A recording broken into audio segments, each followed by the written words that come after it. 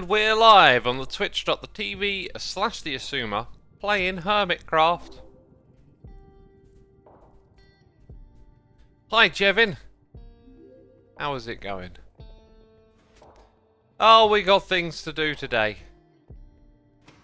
We got things to do today, peeps. Including maybe getting rid of some of the scaffolding. Not that scaffolding, the stuff up here. Yeah, we gotta sort out some item filters. Oh, we got so much to do. So much. Let's get some... Ooh, we can make mangrove wood signs, can't we? Yes, we can. Okay, I should put some of this random stuff. 2 flint and steels, eh? Need some more arrows. The 9 gods! 77 months! Appreciate you ever so much. Thank you for the support. Saka J90, 17 months. Oh my goodness me, thank you so much. Wow, that's a lot of arrows. There we go. And welcome to all the peeps in chat. Tuning in. You're here at the beginning. Just gonna put away some of these random items that we've accumulated that need sorting out. Cool, so now we need a crafting bench. It is hot here in the UK, by the way. Even though it's the morning, it's early. Dang, the heat has been affecting me. That and my medication, I think. Definitely been more lethargic as of late. My thick says change my mind. I just did. I just changed your mind because you just, you know, took in new information when I was talking. So your mind has, what would it state? Dang, that was easy. That was very easy.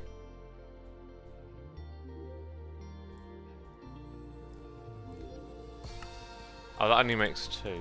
I'm thinking, right. So, signs, we can put words on signs. Like, bones! Got a bone to pick for you. I wonder... I have some glow ink, yes. And I'll probably have some bone meal somewhere that will make dyes. There we go. Chest monsters appearing. Oh, look at that. And a lay. Oh, aren't they beautiful? Yeah, so with that we can make some dye and make the text readable. I think I might just throw in mangrove planks. I was looking for a building block. They need to be slabs, actually. So at this level here, this is like the walk around level. Nothing permanent, but just cool to see the new texture in the game. Any series you recommend putting on for falling asleep of yours, Xisuma? I don't know. My video, I kind of want people to watch my videos, not fall asleep. Jeez, if you're falling asleep, I'm doing something wrong.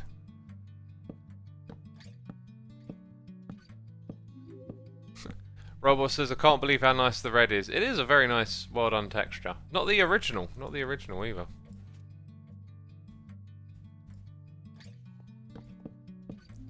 Cool, alright, so you got that going all the way around. We can walk on it and we can place signs and yada yada yada.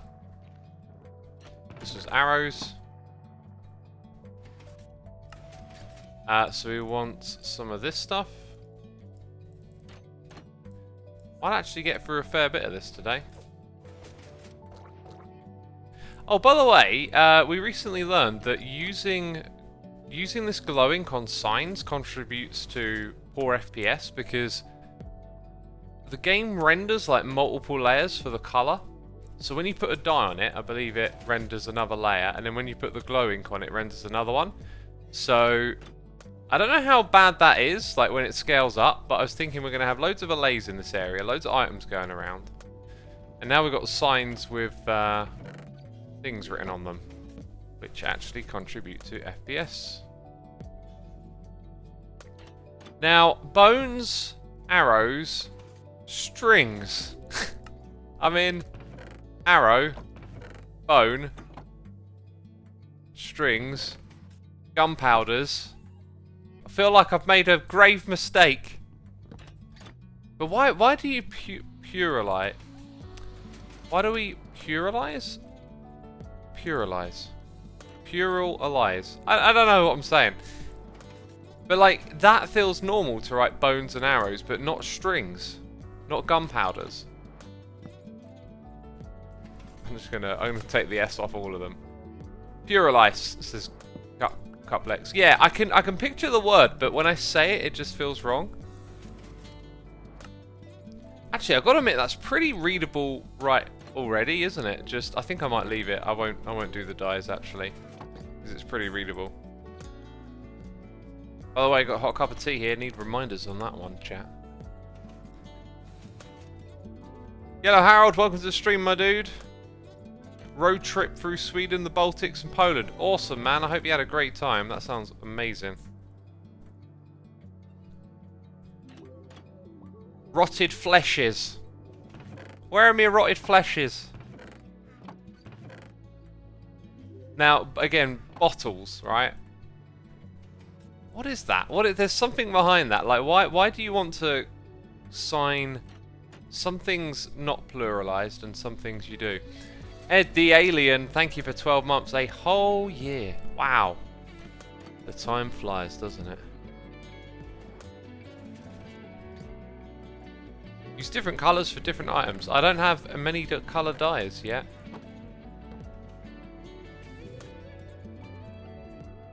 Redstone? Redstone, Rodstone.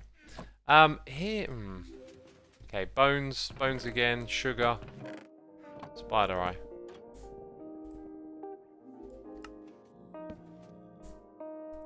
Sugars. And I'm out of signs. If you say it like pluralize, says Tawaka. I get there's a way to say it. What I was saying is that I feel like every time I say it, it feels wrong. I don't know, like I just can't say that word or something. Ren's Cold Sun, the one, the only, 29 months. Incredible, my dude. Appreciate your continued support.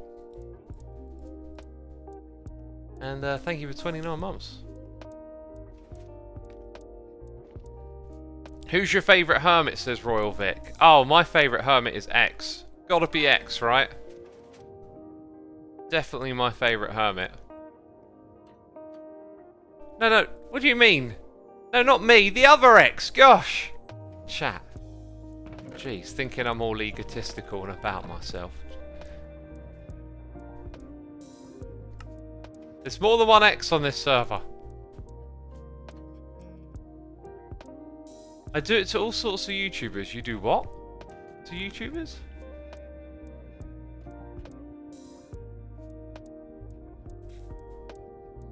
Evil X. Oh! Evil X is banned from Hermitcraft. This is technically not on Hermitcraft, right? Admirari, thank you for 7 months. Your last video made me laugh a lot. Thank you for that joy. How do you feel about the editing process of it? Oh, I enjoyed it. It was just so much fun. I kind of wish I'd have more opportunity to do stuff like that, right? Right, so I don't know what's in that one, but then we've got glowstone. Part of me was thinking I should reorder these, but yeah. That's how I feel about that.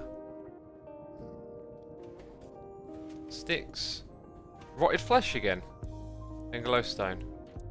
Arrows. Gunpowder. String. Arrow.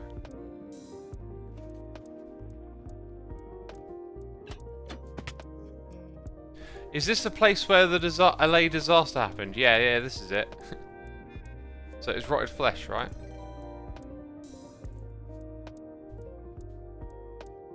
I should have remembered the order of the last two as well. Oh wait, now I remember. The last one was arrow again. And I think it was string before it. And this is gunpowder. There you go.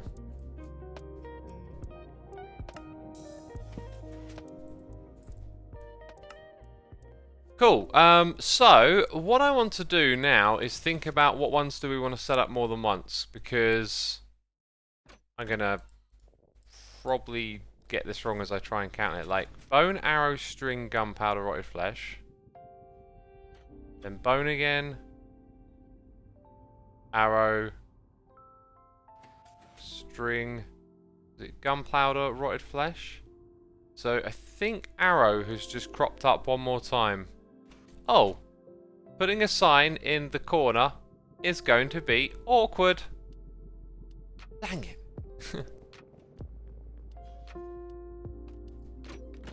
See, I think arrow got like one more. So of those ones I want to put in them again next. Ah! What a great place to fall down. Let's eat some food. Different height for the different sides, says Blackjack. Yeah, you know what? I was just going to put one higher in the corner, but I could just put them all higher. Emil, DK, NR1. 3 months of support. That's not 4 months, that's 13. So emeralds, yeah, so then all that stuff comes through. I think we want to put a little bit more of the other stuff first. That's the idea. And all of these need redoing, is what I was thinking. These ones are actually going to be a bit more organized. I can't believe how many items came through that farm. It's just absolutely bonkers. So right, all of that can be set up the way we want to set it up.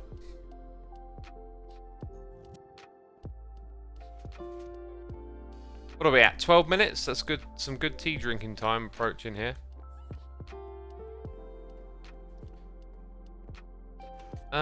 So I think what I wanted was, yeah, arrow was the one we had 3 of. So let's go for rotted flesh. And I'm out of signs. Right in the middle. Right in the middle of figuring everything out.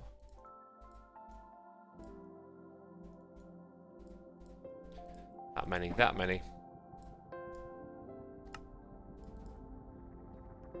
12. That'll last me forever.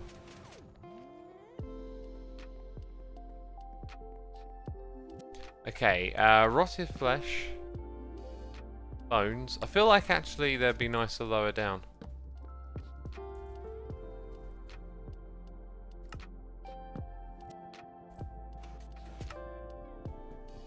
Take these back.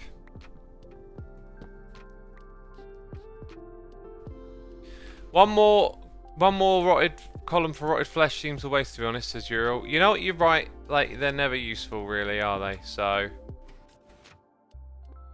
we've got 2. In fact, this one I could change to something else. Put bones there instead, perhaps. Bit weird that like absolutely nothing got through that, but the filter up top's full. In fact, yeah, I think I'm gonna change that one to bones.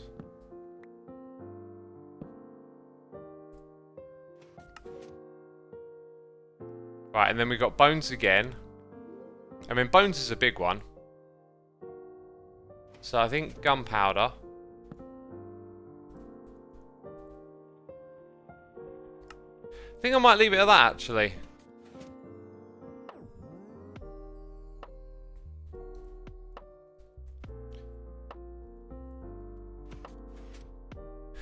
Does rotted flesh even have a purpose? Can't you just trash it?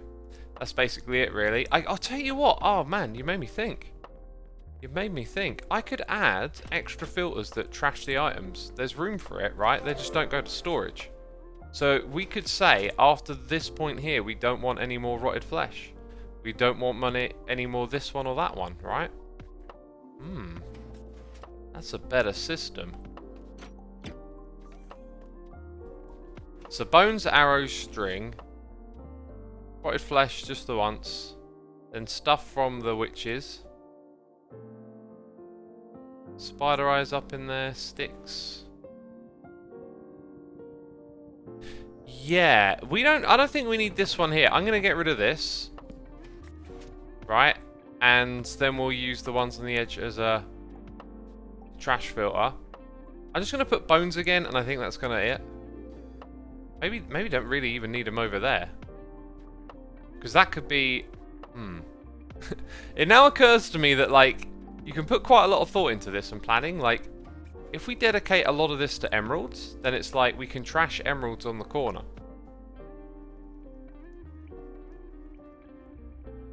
Yeah, I think I'm going to dedicate this one to bones. And then this whole row can be the next bunch of stuff, right? Okay. Do you know, I just thought of something interesting. Oh, that's not how you get bones. I can use my camera account to go look at what's what. I say camera account, you know what I mean, the mod. So if I put that there, I can check that it's correct. So it's like bone, string, gunpowder. String, gunpowder, arrows again. We decided to keep that. So I think we removed, yeah, here, a couple over. We will have rotted flesh. Yep. And we do not want rotted flesh. We're going to change that one to bones. Nice. Okay, so that'll be our first row. Then we're going to have 2 new filters here that trash the items. And they will be for, like, arrows and... We could actually trash, like, quite a bit of stuff. Like 4 on each corner, I think.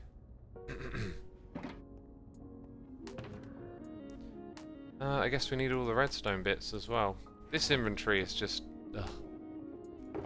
It's already a complete mess.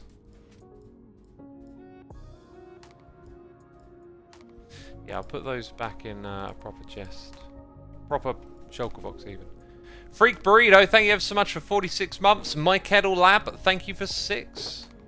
Hope you all both enjoying the stream. Those in there. Right, I think it's tea drinking time, you know. Why active trash instead of fire at the end of the ice? Says Uriel. Because I don't want to trash the other items as well.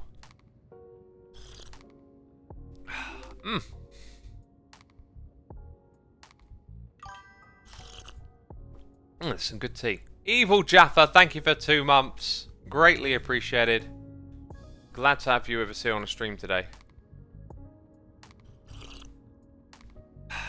I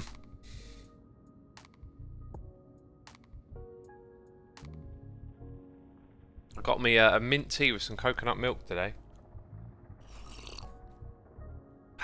Good stuff. Nice slurp, I love it. Oh, I'm glad you do.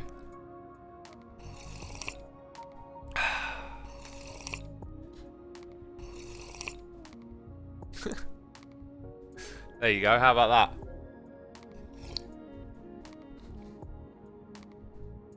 Why not use the shulker filters instead of lots of chests? Don't know what shulker filters are. Completely forgot you had a VOD channel that solves the issue of what to put on the background noise. Amazing content. Thank you. Yeah, I got a VOD channel, Xisuma 2, for all these live streams. They get uploaded there. There's a little pop-up that comes up on the screen every now and then. It tells you what's what. So we need those, we need them and these, and then we need some building blocks. Should have a big box of stone. One of these. Yep, there it is. Big box of stone. Alright. So we can go extend our filters. So after we've collected everything on the first bunch, we'll just trash those items using this stuff.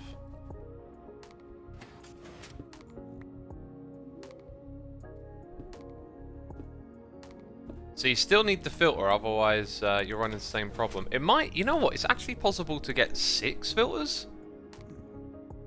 Huh. We've gone from 2 to 4 to 6. Like, I'm pretty sure you can put one under here too.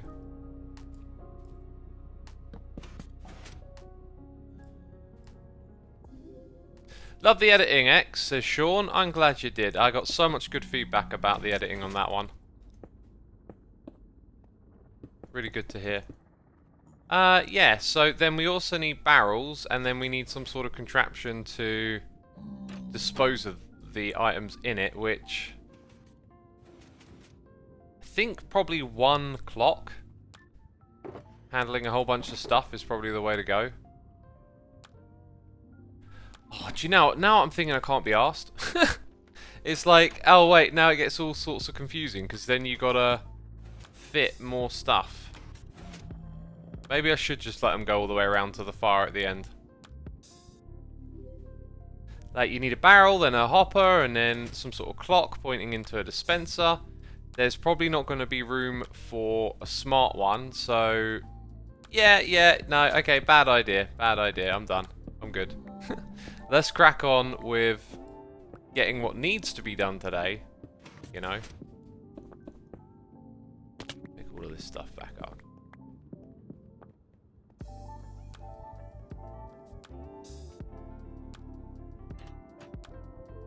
Does anyone know what VOD stands for? Isco always says Video of Doom. That doesn't seem right. Like, yeah, it's Video of Doom. I mean, what else could it possibly be? Sir Lancia Few, thank you ever so much for 2 months of support. And Opay Senpai, thank you for the Prime subscription. Video on demand, chat says. Video on demand, that doesn't sound right. I mean, you know, my VOD channel, does it, you know, does it when you choose, oh, I demand to watch the video, can you watch it? Yeah, maybe, you know, the video is on demand, but it stands for Video of Doom. Just a vague coincidence. That's all it is, a vague coincidence. Right, so I guess all of that side there set up. Now we get to do the next bit. So let's chuck these things back in here. So we're going to have emeralds. We're probably going to have like 5 or 6. 5 or 6 of those. Then ominous banners, pillagers, evokers, vindicators, witches. All of these things.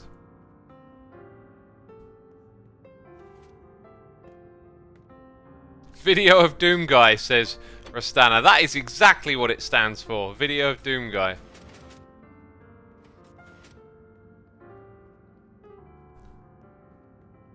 Kujo Mori, thank you ever so much for 2 months of support. Appreciate it. Let's see what other items came in. I think we got all the heads that you get from... Oh, God, that's so annoying. So annoying. Okay, more emeralds. See, more sticks, interestingly. So you need another batch of, like, witch-related ones, I think.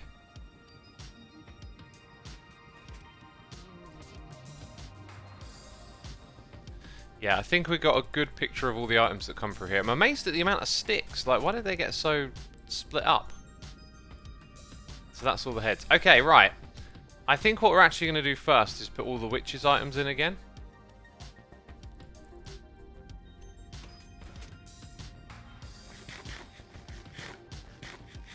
Swift Sneak Free is wild. Yeah.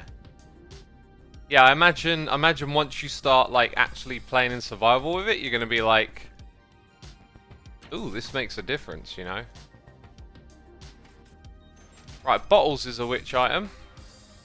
Redstone is a witch item. That's the one I'm more interested in. Sugar. Sticks, which we seem to need a lot of. And glowstone. I think that's it. So we'll double up on that. I mean, gunpowder is as well, isn't it? But we've already got that covered. So we'll go bottles, redstone, sugar, sticks, glowstone. Okay. Then we could put in emeralds. I think we'll put in emeralds first. Emerald seems to need a lot. So let's say we go with 1, 2, 3, 4, 5.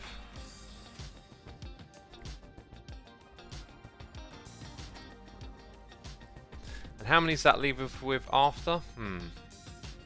Because we could put in 4 lots of heads, or maybe double some up. I really don't think they need doubling. So if we saved the last 4, that means we could put in just a couple more of these.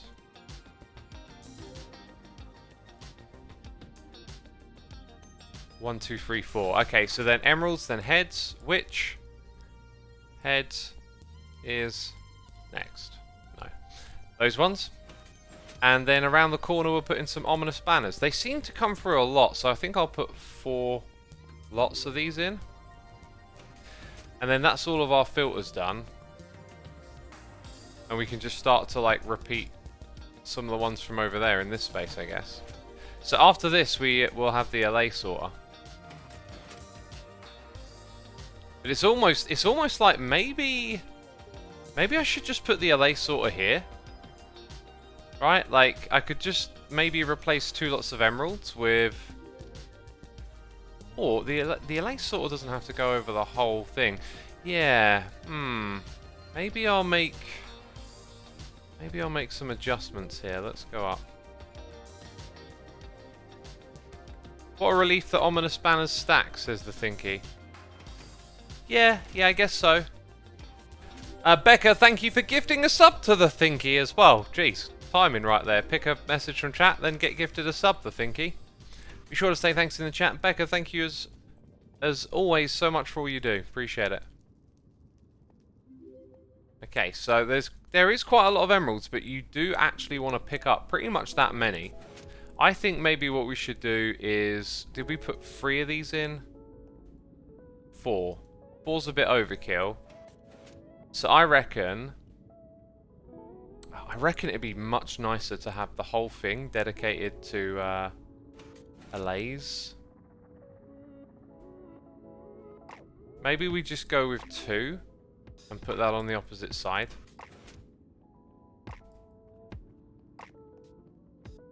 I'm now wondering if we really needed all of those witch drops again. Like,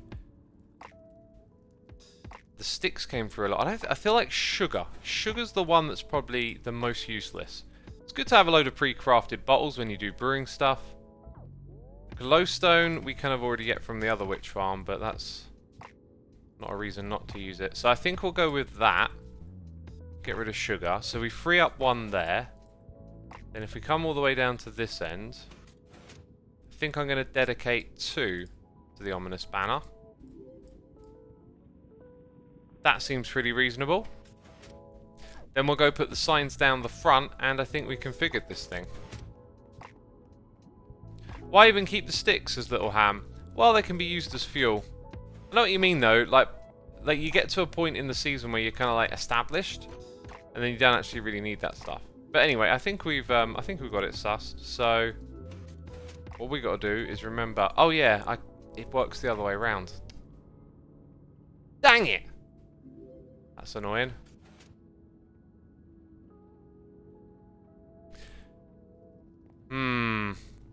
Well, at least at this end, I know it was 1, 2, 3, 4. Then this will be the banner.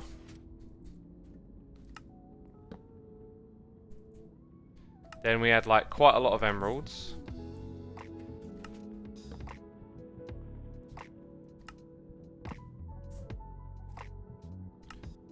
Right, I wonder if I can throw an ender pearl over the top. Ooh, lucky. So it's bottles, redstone, glowstone, sticks. Bottles, redstone, glowstone, sticks. Bottles, redstone, glowstone, sticks. Bottles, redstone, glowstone, sticks.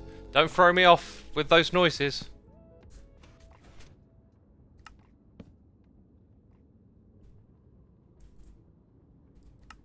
I feel like that's wrong.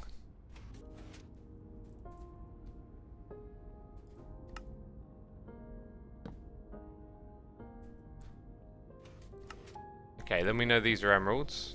Quite a lot of emerald.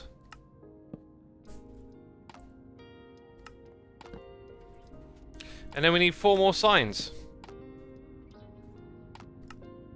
Alright, Ingy, thank you ever so much for your subscription. Appreciate you subscribing to the channel. Bottles, redstone, glowstone, sticks. So I got redstone and glowstone the wrong way around. I'll double check. Then I need more signs. We're gonna head out of here in a minute. We're pretty much done. Just realised there's chests for the sticks behind me. That would have been smarter.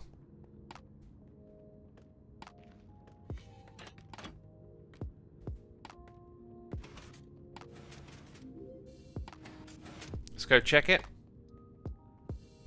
It was redstone first. Okay, so now what I got to remember is which Vindicator killed the Pillager? No, which Vindicator pillaged the Evoker? Which Vindicator pillaged the Evoker? I need to know. That's how I remember. Which Pillager? No, which of... Dang it, I'm terrible. Which Vindicator pillaged the Evoker? Yes. Which Vindicator pillaged the Evoker? It's one of life's biggest questions. Which Vindicator pillaged the Poacher? What?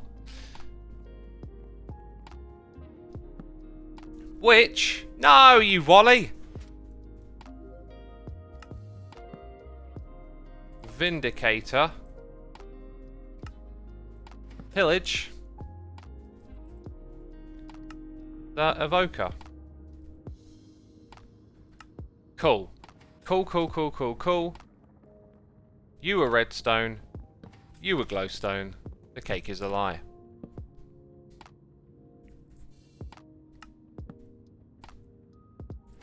Alright, are we happy with that? I think we should be happy with that. So, those are all set up. What I haven't done is sorted them out of the bottom yet. That's another important part of this. So if I come down to these ones, they're pretty much... Yeah, that one was right.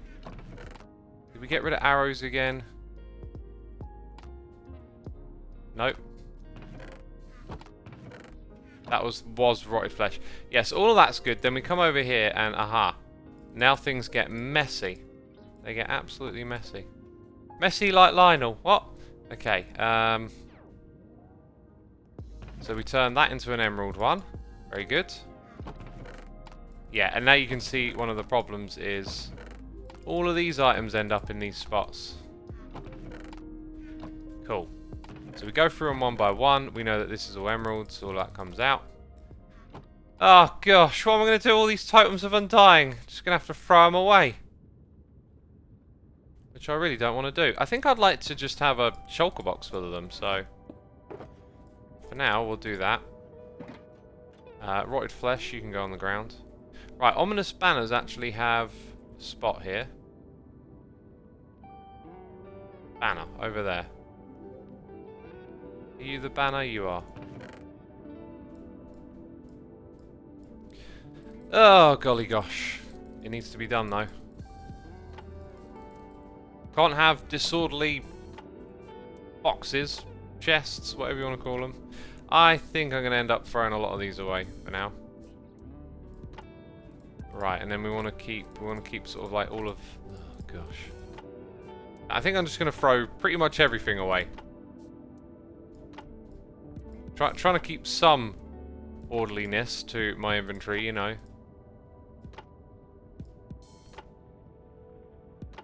Okay.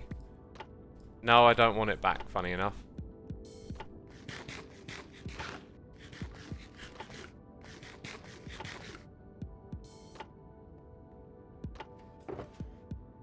Gonna have to die in a bunch of fun ways to use them up. Do you remember we made a mini game? Oh, these things need sorting. You remember we made a mini game? I know you remember it. In Season 7, where you used the Totem of Undying to die. I feel like that was a great mini game, but maybe I didn't execute it right. I think that idea's got some great potential. Just got to maybe rethink the format or various aspects of what we were trying to do. Evoker was at the end. Golly gosh. Golly gosh, that's a lot of stuff to throw away.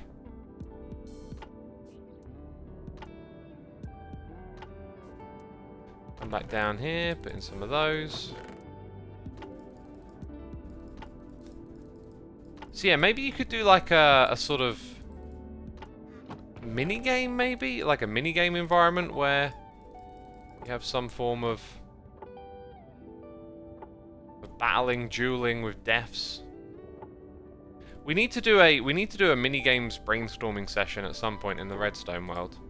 The problem with that is that you need to at least have a couple of ideas that are going to go some distance in order to make the live stream work, right? Because it might just be like 5 minutes and then you're like, uh-oh, don't know what to do. Right, is that one that we assigned for... Ooh, whoops. That's an emerald one, so these need to come out and go to their correct home, which I'm guessing is there now. Nope, that is also not its correct home. It's a lot of banners.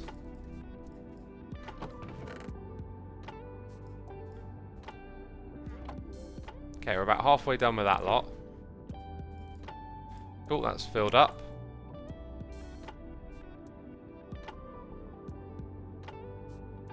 Kind of crazy just to throw away totems of undying.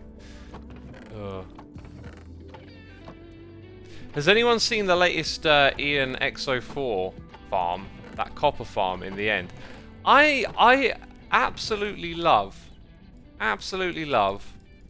how innovation works in this game.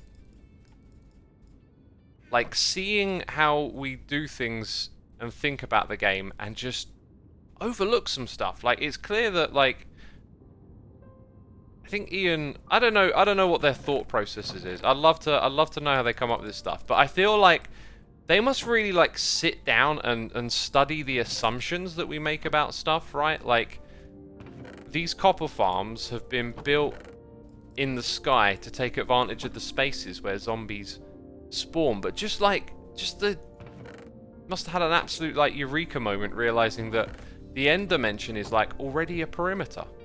Like, you don't actually need to have things so neatly put together sometimes. And I saw that farm and I was just like, this is awesome. It's just like totally rethought the whole thing, the whole copper farming situation, and just boiled it down to something so simple.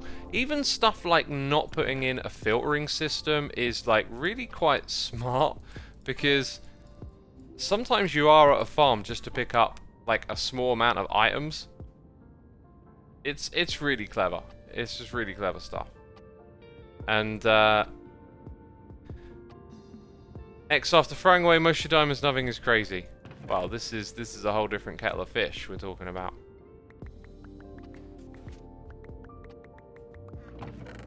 Oh, that one's empty.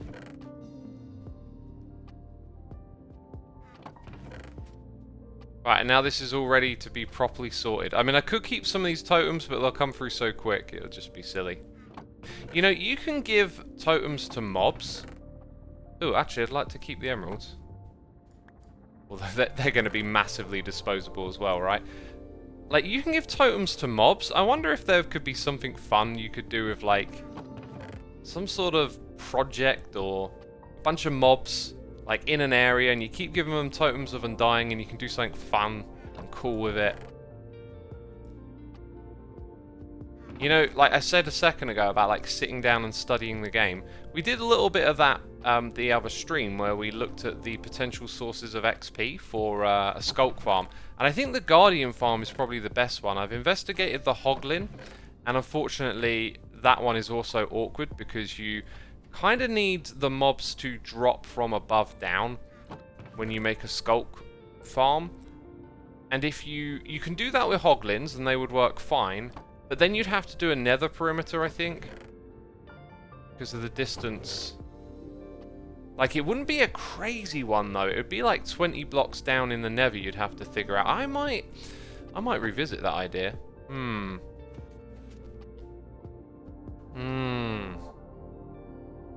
Should we do a little bit of that right now on stream? We'll go just do a little investigation into my hoglin farm. I'll show you what I've been up to. Right, I'm going to keep these emeralds. In fact, I'm going to craft some emerald blocks. Ooh, because I can. Don't know if I need that many, but you know. It just kind of occurred to me. I don't have emerald blocks. Now I got a few. Right, so we'll get packed up to go. And then we'll check out the hoglin farm. That's our current plan of action. There we go. That's a good idea. Okay, now when it comes to other stuff, we've now got that. My inventory's pretty clean, I'm sure. I'm sure there's one or two things to put away. Yeah, that goes in there.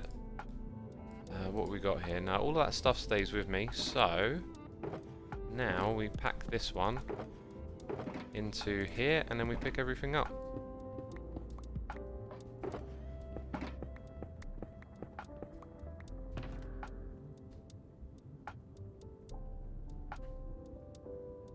Okay, 2, 3, 4, 5. Oh wait, 11. Yeah, and then everything else is just in you go. With exception to that, I guess. Nice. Okay. Right, with that done, we'll hop into another world. Hey X, yesterday I told you about the issue of shooting the chorus blocks for replanting. I got a solution to that. Maybe you can try and build flying machines 1 block higher. So instead of breaking from the ground, it breaks 1 block up, leaving the bottom one for regrowth. Sid Fury, they don't regrow. You have to replant to regrow, if I'm not mistaken. Right, so, hoglins. Let's go into this world.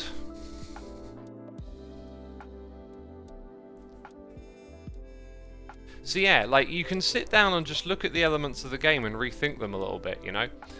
So the player would have to stand over here.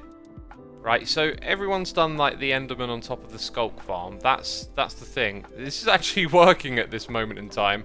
You can see that the sculk charge made its way to the top. So if I'm here, we don't need a perimeter, but I'm not like below the farm. So I would redesign this farm to have larger platforms up top. Probably wouldn't be just a basic quick thing like this. It would probably be more circular so that we can have less platforms above the player. And then they die down the bottom and we harvest the sculk. Now, what you'll see is that it's very tricky to get the sculk to actually go through this like direction. Sorry, sculk. It's very difficult to get the charge to come through here. It spends a lot of time sort of all over the place. I can't even see where the charge is. It's on the top surface at the moment. Oh, maybe that's the reason it doesn't come this way too often. Because it needs to find a path out here. I can see it. I can see the sculk charge is like close, but it doesn't find its way off onto this thing. Could be that it just needs a couple of extra blocks to help it along.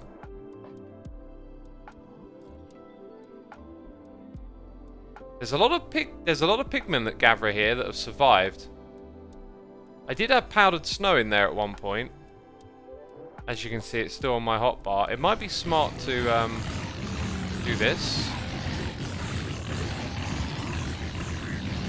See if that helps. They might then walk on top of it, actually. Although they'd fall into it, wouldn't they? Yeah, that might help clear some stuff out. But as you'll see... Oh, well, no, we got a sculk charge. Did we have one? I thought I saw one. And maybe it ran out. Anyway, I've really struggled with getting the sculk charges to redirect along here, even though they can travel. So... Maybe there's a way to perfectly get it out of there and it always comes up here and this could be really good. I'd love to figure that out, but I've kind of run out of time here for figuring that out, you know. I can't quite figure out how to build the platform so that the sculk comes along here. I mean, this, again, when we do this stuff, Minecraft's a community. If you want to get involved, do your own redstone testing and stuff, like learning how the sculk moves about, there might be a way to make sure it comes along here every single time. That would be amazing, because then something like this could be buildable without a perimeter. So let's now think that we have to be underneath these platforms, right? I'm gonna guess that you probably want about 3, maybe 4 platforms. So I'll stand here. These platforms were a bit too spaced out, by the way. They can actually be a little smaller. How tall is a hoglin? Just had a thought that would help filter out some of the other mobs here. Hoglin is F3B. Let's do that. Okay, baby hoglin, big hoglin. I think it's too big. Yeah. Wait, no. I wanted to test it with that. Interesting. Interesting discovery. This is why we like to goof around in test worlds. Let's replace all of that with set stone underscore slab. Whoopsie. Go back and set the type to top. And then we'll have to replant these torches, which might not be optimally placed. I'm not really sure. Need to investigate how lighting works.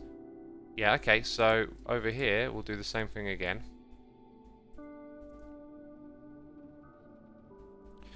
Right, now, what I can actually do is take from here to here, expand by 1. Ah, can I build any higher? Oh, look at that, aren't I lucky? I also need...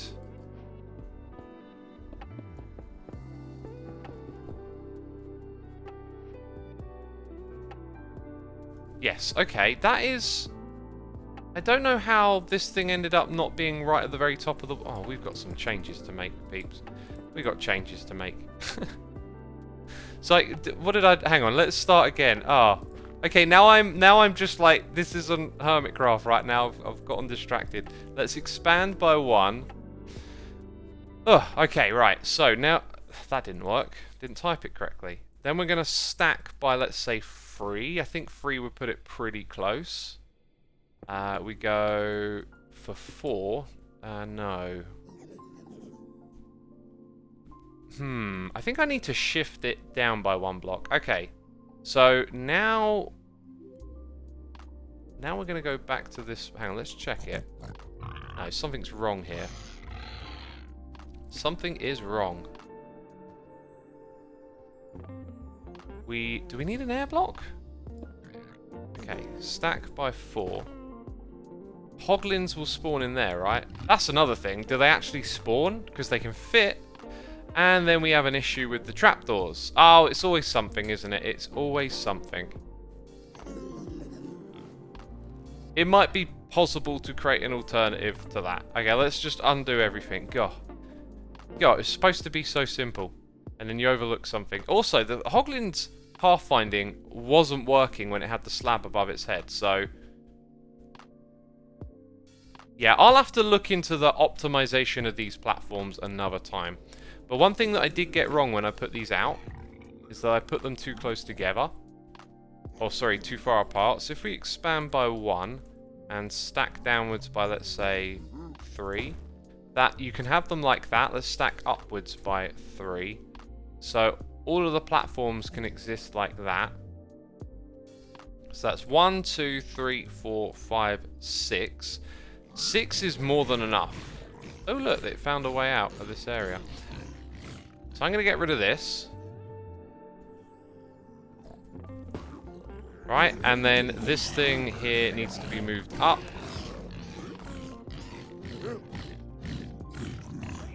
Okay. Expand down by 3 blocks, and then move up by like 5, I think? No, that wasn't even close. 8 was more like it. 7 it'll be. Right, okay. Oh my goodness me.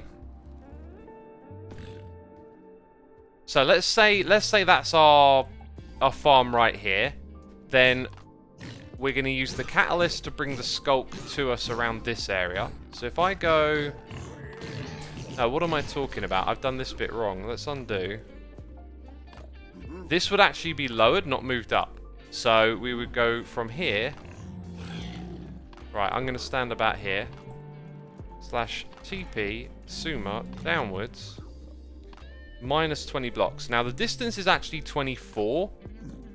But I think because we're out from the farm a little bit, it'll be good. So set block. Tinted glass. Let's go with that. Okay. So if I now use... Let's get rid of F3. If we use this and go into shapes, we're going to add... we'll get rid of that one. And we're going to add, let's see, a can spawn and a despawn. And we'll enable those. So now when I turn this on... Wait, no, that's the button to turn it on. Cool. Right, we've got our 2 spheres. So as you'll see, me standing there invalidates the spawn a little bit on these platforms, so it needs to be adjusted a little bit. Now, the thing that I was waffling on about a minute ago is how big is the perimeter actually? And I would say when you stand below the hoglins, it looks like it's going to be a lot of work. Oops. Let's go to that mode. So I would have to come down into like the nether, and I wouldn't have to do anything with these spots, but I would have to take out little caves like that. I mean, once you got the visualization, it doesn't look like the craziest amount of work. Everything below like head height here, you'd have to come through, find spawnable spaces, and it could just be the generation is kind and there's not a lot. Then there's spots like this where you'd have to come through and stop them spawning in every single spot down here. Otherwise it will ruin the rates of your farm. So I think when you drop down by 20 blocks, you could get lucky and have not a lot of work to do here, or you could have a fair bit, but it's not crazy. It's not a crazy amount. And I think it's encouraging to me. I reckon you could also shift this up a couple of blocks if you designed these platforms different. I'll have to figure out like the maximum size of them. So the bigger that you can make this, maybe make it circular as well, then you have less platforms and you can nudge this up a little bit. So really you want to get good optimal rates from this, have that as high up in the world as you can, and then drop down onto the platform. I think I might go for this farm, you know. I think I might go for it. What do you think, peeps? I've waffled on for 20 odd minutes about this, so chat, what do you reckon? Do you reckon it's what I should go for? Make it with a hoglin farm?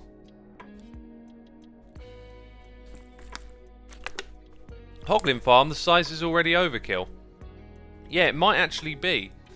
It might actually already be overkill. The rates are pretty darn good high up in the world. I was kind of a bit concerned that the higher up in the world, the slower the farm is, right? But it's got a perfect perimeter, so...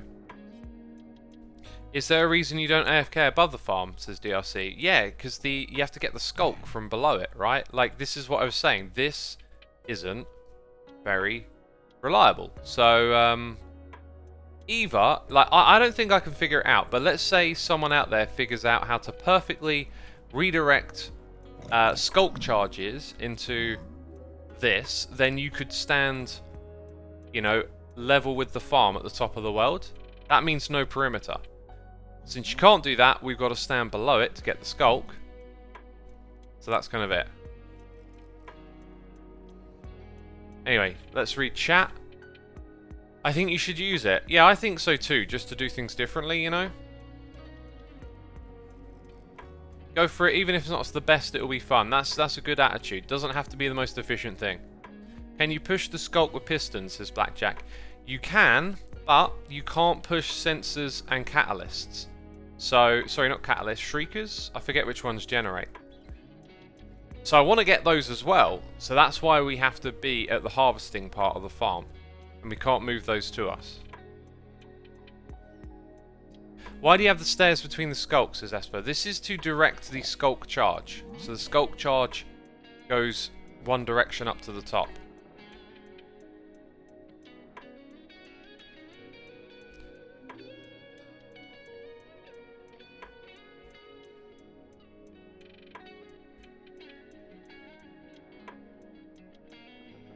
It seems like a good idea, but it'd be more reliable if someone figured it out. Yeah. Well, I think I know what I want to do. I don't think I want to put more time into trying to figure this stuff out. But again, if anyone out there, you know, wants to investigate how to manipulate sculk charge, if you could get it to go in one direction, then it'd be great. Why do you have to only make it flow in one direction, says Purple Conjector? I feel like I said this a second ago. So it will come to you, the player, and then the player stands at the most optimal AFK spot, right? You're always, when you make farms and contraptions, you're always balancing like a whole multitude of variables, and then the variables will manipulate the outcome. So the outcome is stand below the farm, and you don't have to do the sculk charge redirecting. But then it means you have to do the perimeter work. So if you find a way to redirect the sculk charge, then you don't have to do a perimeter. So those are the two things that are being sort of waged up against each other in this farm. Couldn't you try making multiple ways for the sculk to go up so it has a bigger chance for the XP to grow, says Safety Warrior. You could make multiple paths, but you'd just have the same problem multiple times. You'd effectively maybe increase the chances, but I don't think you want to run something like that chance-based. I think what you want to do is make it go up there every time, because if the sculk charge generates in different circumstances, you can very easily control where it goes, but it's just difficult to create a platform with mobs on and then have them go exactly where you want.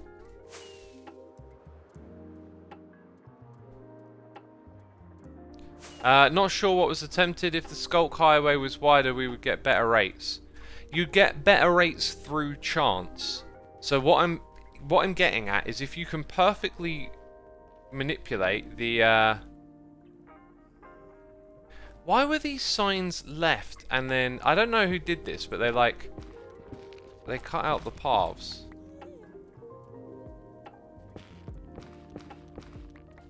Just might as well leave those for now so you can actually get through here.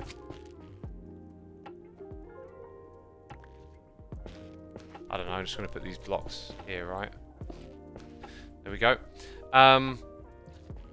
So you do it by chance. So if you perfectly manipulate the sculk charge, then you wouldn't need a whole bunch of lines. So I was trying to figure out how do I manipulate this thing to get it to come in, because you can clearly manipulate it. It's just not clear yet how to do it when mobs are dying on top of the platform.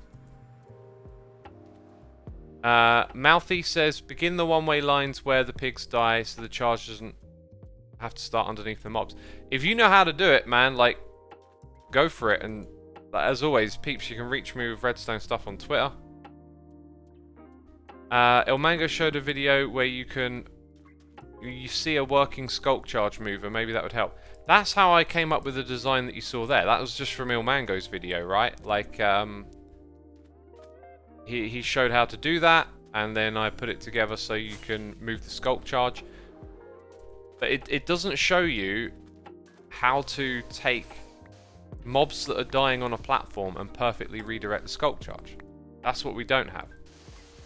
Someone out there might have figured it out, and it would be a great thing to have, because then you can take the area where the mobs die, move the sculk charge to you, and then that makes sculk farming available for all different types of mobs.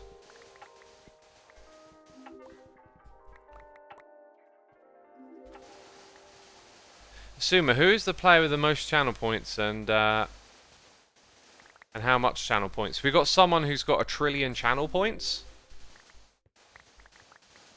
and they keep saying they're going to do the face reveal. I'm very worried about it and quite nervous. You know, I didn't think anyone would reach that number, but they did. So who knows? I might have to do that face reveal before long. Gosh. I mean, it was a really silly idea, wasn't it, to put that reward there? Yeah, what a wally. What an absolute wally. God, I can't believe I did such a thing.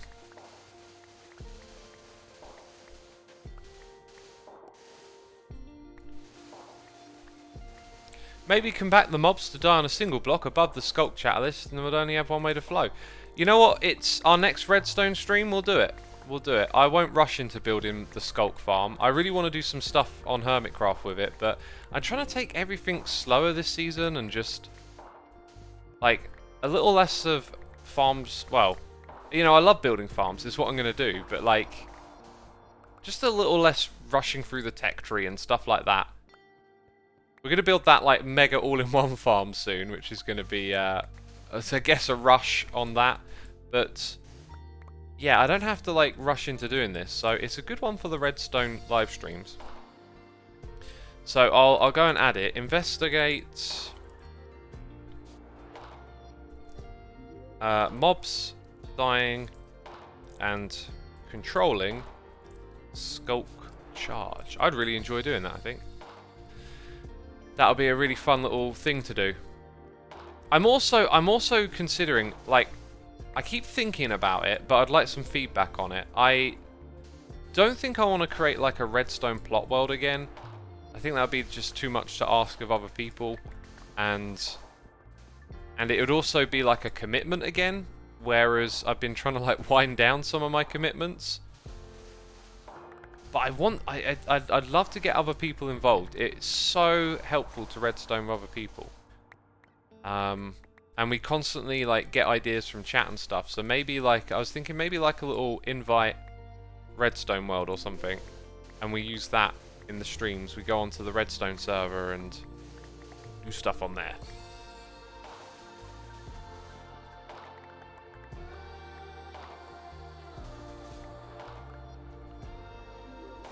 Couldn't you try launching almost dead bodies of the pigs directly onto the catalyst, so the catalyst instantly gets the XP? Yeah, I know stuff's got to just be investigated, but you don't need it to be on the catalyst to get the XP. Sorry, to get the charge. Like they have to die near the sculk catalyst, and then it creates charge. It might be helpful to like look into the code as well, but I can't do that. I'm not a code reader. But like, if you read the sculk catalyst code or the sculk charge code, you might find something.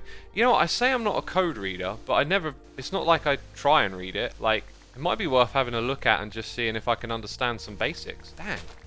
How does one get their hands on the Minecraft code and look at it, peeps? I want to know. I know someone I could contact about that, actually. That is a great idea. I write down all the ideas that I have these days, and not all of them actually turn out to be great, but every now and then like, you follow up an idea rather than let it escape your memory, and sometimes it turns out to be a good idea. I actually think that'd be a really fun little interesting exercise. It's interesting the knots that you tell yourself when you're like, I can't, I don't, you know. Like, there's no harm in me having a look at the code. I kind of get some basic logic and ideas of code and whatnot, and hey, maybe I'll look at it and it'll be a complete jumble and won't make any sense to me, but that's like nothing lost. But if I look, I might learn something. It might be like, oh, actually, I kind of do understand bits of this. Is Minecraft code open for all? I believe it is obfuscated in how it's distributed, but as well as the obfuscation, they also give you the means to deobfuscate. God, some words just mess with my head. Deobfuscate. So you got obfuscation. I can't even say it now. Obfuscation of the code, and then it's deobfuscated. Ugh. Obfuscate says swear meat. Sorry, Meepo. I am. Yo, I got brain fog or something. It's the heat. These meds, like I've noticed, just since I've been on them, I've not been 100%. Does obfuscation mean secret or hidden? You know, I think you can say it kind of means those words, but maybe like it's better to describe it a little clearer. It's a means of protecting the code, but allowing the code to run on a system. So imagine if every bit of code was completely visible, right?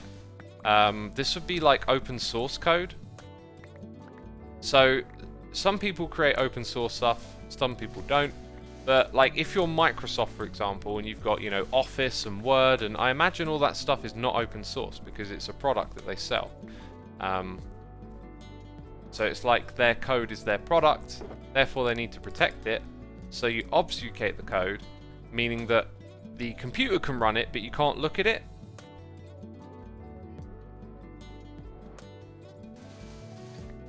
It makes it unreadable to a human, making the function variable names random. Yeah, maybe, maybe that's all it does. I don't know. Either way, you can then deobfuscate it. So I guess maybe all those variables get renamed. It does sound right, but I thought not only was it variables, I thought it was other stuff that gets renamed too. But maybe it is just the variables, which is interesting because then if you look at that code, doesn't it mean there's like stuff where you can see what it's doing very clearly? Yeah, I don't fully know. It's apparent. But yeah, I do remember in the past, like when I was learning about it for the first time, that people were talking about like figuring out what each of the variables are, so you can like deobfuscate it. But yeah, now Mojang officially like give you the tools to deobfuscate it, which is kind of cool.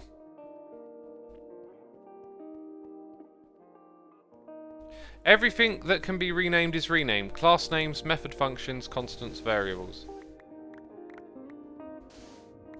Yeah, so I guess that makes like heavy work of figuring out what everything is and how it all connects together, right? Although you would see the web, right? But it's like looking at a road network and seeing all the things connect, but all the names of the highways have been taken off, something like that, right? So then you have to like, all right. Well, the instructions are go down this road, take a left, and take a right, then go over here, connect to that one, and then you could look at the network and be like, how many places where you could start are there actually that path? Like, you know, can you take that many left turns? That might be a decent analogy, I think. Didn't you play 1 billion humans? You're 10% there, Xisuma. Yeah, I did. It's not something I do regularly. You have to do things regularly to maintain like your ability at it. So that's part of why I've been doing Redstone live streams lately, is to encourage myself to, because I've always loved and enjoyed Redstone. It's an open-ended puzzle. It's just I get so sucked into other things about making videos that I always end up like neglecting it, and then whenever I come back to doing Redstone again, it's like I'm so rusty. It's like I know in the past I knew how this thing worked and that thing works, but I just can't remember. So you need to like frequently engage with something, and a game like 10 Billion Humans, if I went and played it now, like I'd sort of be relearning everything again, funny enough. Oh yeah, I had a little additional job I needed to do in this area, so while we're here, let's take a little detour. This is something that technically I need to hook up to my tunnel at some point. JavaScript is sometimes obfuscated when it's sent to your browser. Pressing F12, you can look at the code if you want to. It'd be really hard to read. Not every website does that, but Twitch probably does. Interesting.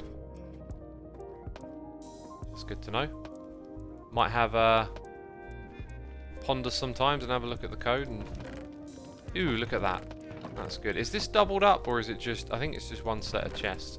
So my slime perimeter is doing alright, but that was a long time AFK, you know. There should really be a crafting bench down here.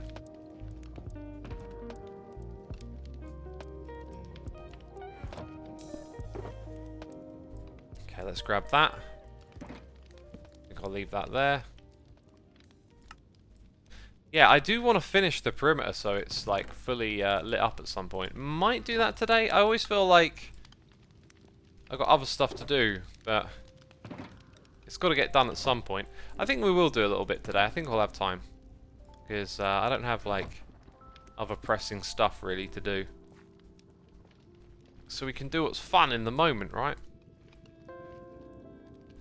Decent analogy of all the named places and destinations was also renamed. Get from Charging Cross to Shoreditch if using an A to Z, whereas those names are not used, says Frumpy Bunyan. Oh yes, so it's like, you know, go from this little town to that village on this road, take a left, go over the roundabout, and you'll arrive at this village. But even the villages, even the destinations are renamed.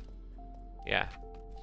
But then you backwards engineer it by like looking at the whole map, and you're like, if you'd use code to do all this, right? But like, you know, you start at every single place on the map, and you plot out every direction you could go in, and then it's like, oh look, there's only three ways you could actually drive as described. So, you know, these are potentially the names of those elements, and then as you do more and more of that and you figure things out, eventually you'll end up with like a bunch of scenarios where it's like, well, this has to be this town, and then that unleashes like a whole bunch of other information. And this is kind of like playing Sudoku, really. You're looking in the grid for enough information that you're like, oh, this number here, that has to be that number. This square here has to be this number because of all the other bits of information. And then that information gives you clues to the other ones. Now, it occurs to me that this could potentially be like a game design right here. I don't know how much legs it's got or if it's really doable, but if you think about it for a second, like visually you'd see like a bunch of roads and towns, but all the names are gone, and then you'll have a bunch of driving instructions, and then you'd have to look through them and figure them out. There's other games like this as well, where you have like cross-reference lists, and then you have a bunch of statements, like you'll have something like a person, a colour, and a place. You know, Gary was wearing a green sweater in Greenland. And like you'll have statements like that. And then in the cross-reference list, you cross out, like the statement tells you things like, you know, Gary's wearing a green sweater. So you go and you cross out, you know, red, blue, and yellow, and things like that. And these are like information games where initially the statements don't tell you everything, but as you add them up, they sort of link together and tell you things about the other statements. So you could potentially take that concept and move it to like a game with roads, roundabouts, motorways, towns, destinations. But I would guess that it would probably be a bit like mad, a bit crazy, a bit cray-cray. So all this sand, by the way, is for making black concrete. I think what I want to do next is start to rip out some more blocks over there and more blocks on this side. I kind of need like a... I think I need to put glass in the middle and put all my shulker boxes there. Now, I also need the loo, so I will BRBs, peeps. There's 1,600 of you watching. Be sure to hit that follow button. Don't go anywhere, though, because I'll be right back. Alright? I won't be long. Stay here.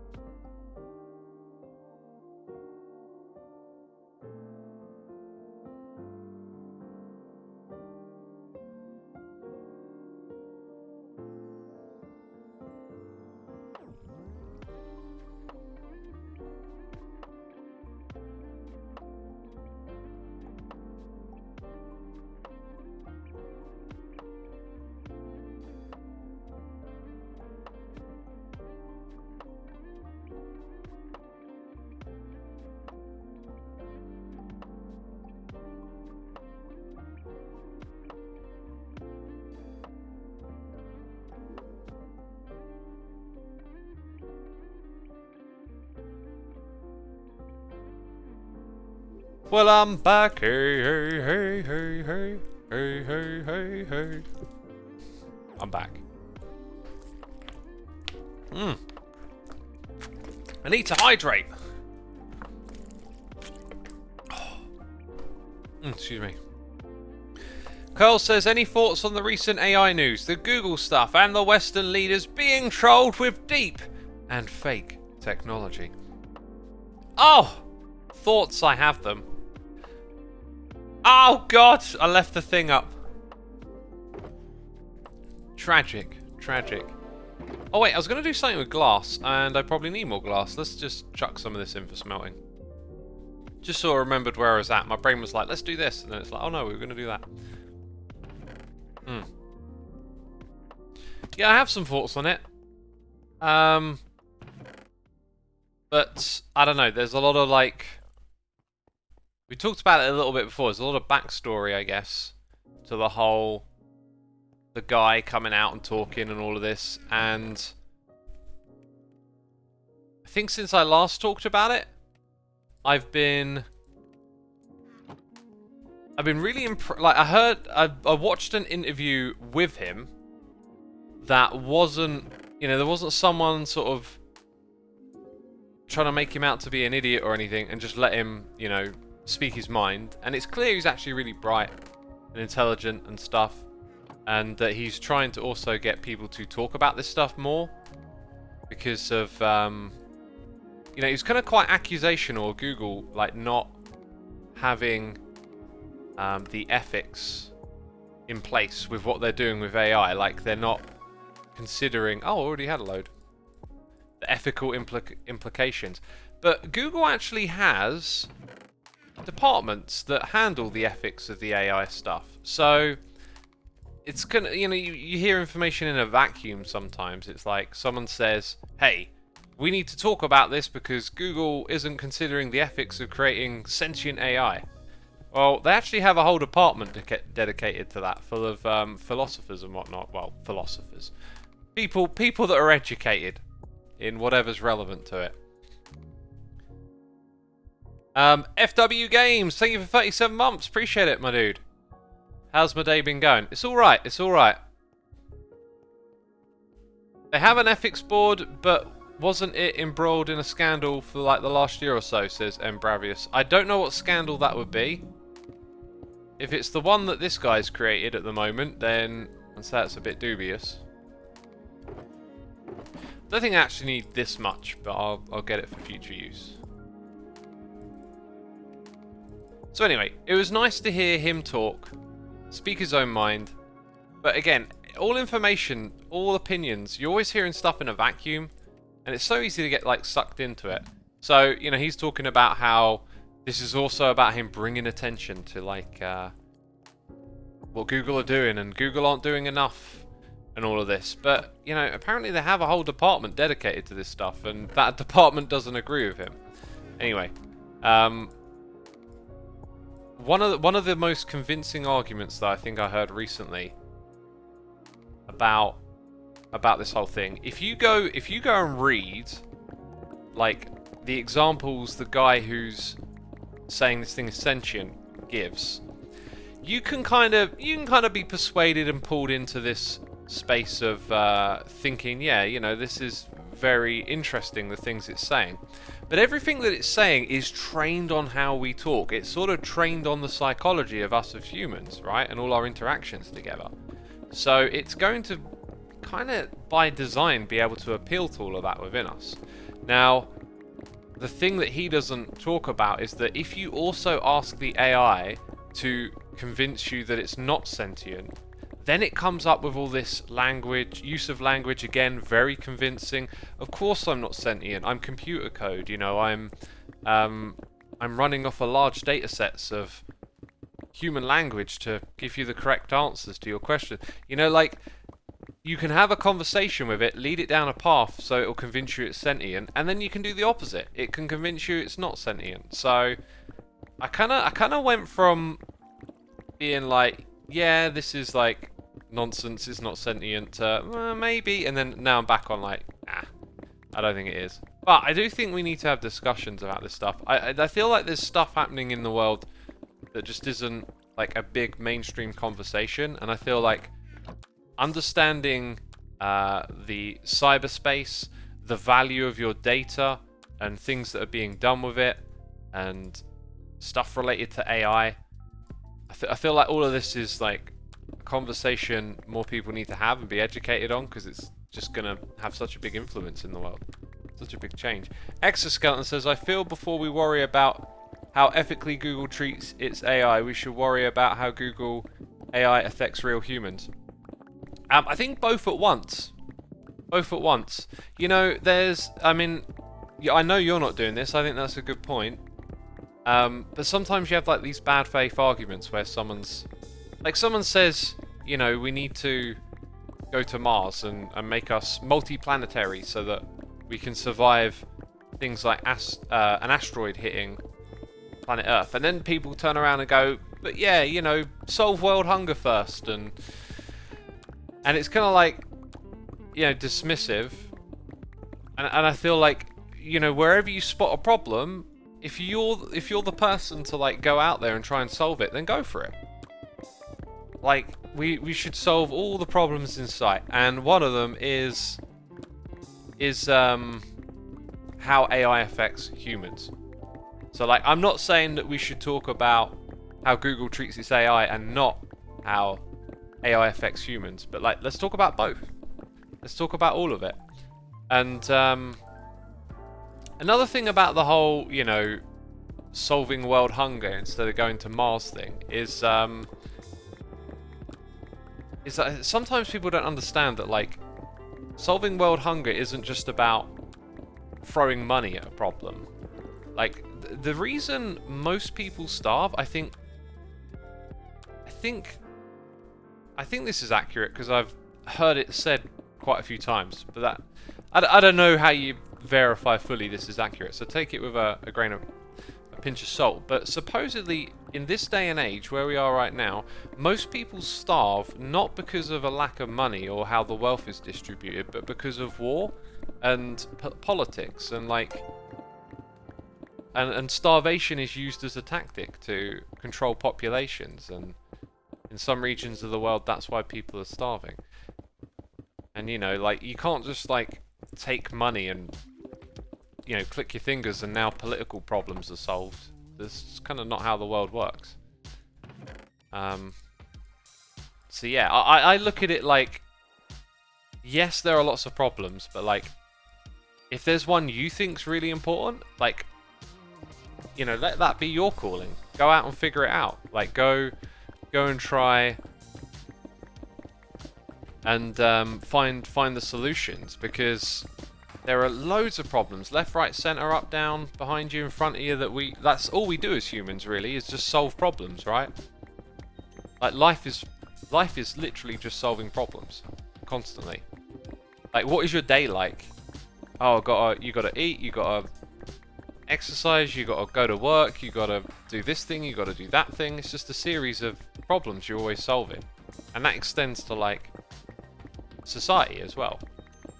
Especially if you look back over the last couple of 100 years of technology evolving and massive expansion we've had across the planet. It's like we're always solving these little problems. People want things. They want homes, they want food, they want, you know, and we're always solving like the next problem and probably creating more problems for ourselves along the way. Cooler Vic says, hey X, I have a PhD in NLP. Oh, NLP. Not love poems. I've got a PhD in love poems as it goes. You know, so natural language processing. Thank you, Curls. The Google model is definitely not sentient. Yeah, I totally agree. I feel like Google got free marketing from their language models by his claims, and those prompts were edited a lot. Yeah, you know, the whole nature of information and how it gets handled. I've seen accusations that Google were using him or working with him to create publicity. It could be a thing happening, you know. I don't know how you'd verify that or not, but But yeah, they certainly got a lot of promotion from it, didn't they? Oh, there we go. Clicking on the right one now.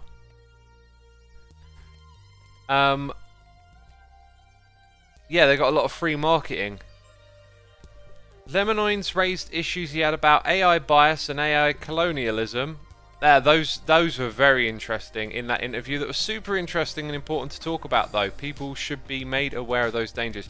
Yeah, AI bias, colonialism, like bias. I think when you first learn about bias, it tends to be this thing of like, you think that people are biased and you're not.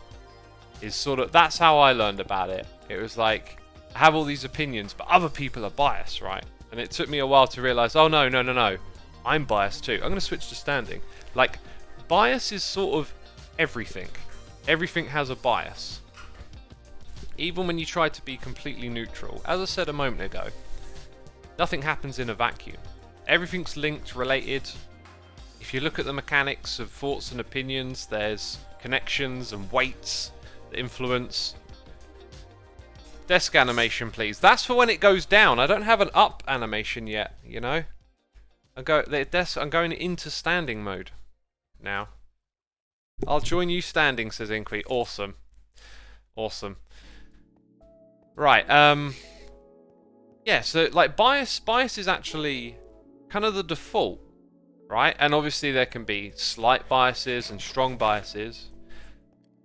But with this AI colonialism and AI bias, what we've got to realize is that we're building systems that have influence in our world and on us.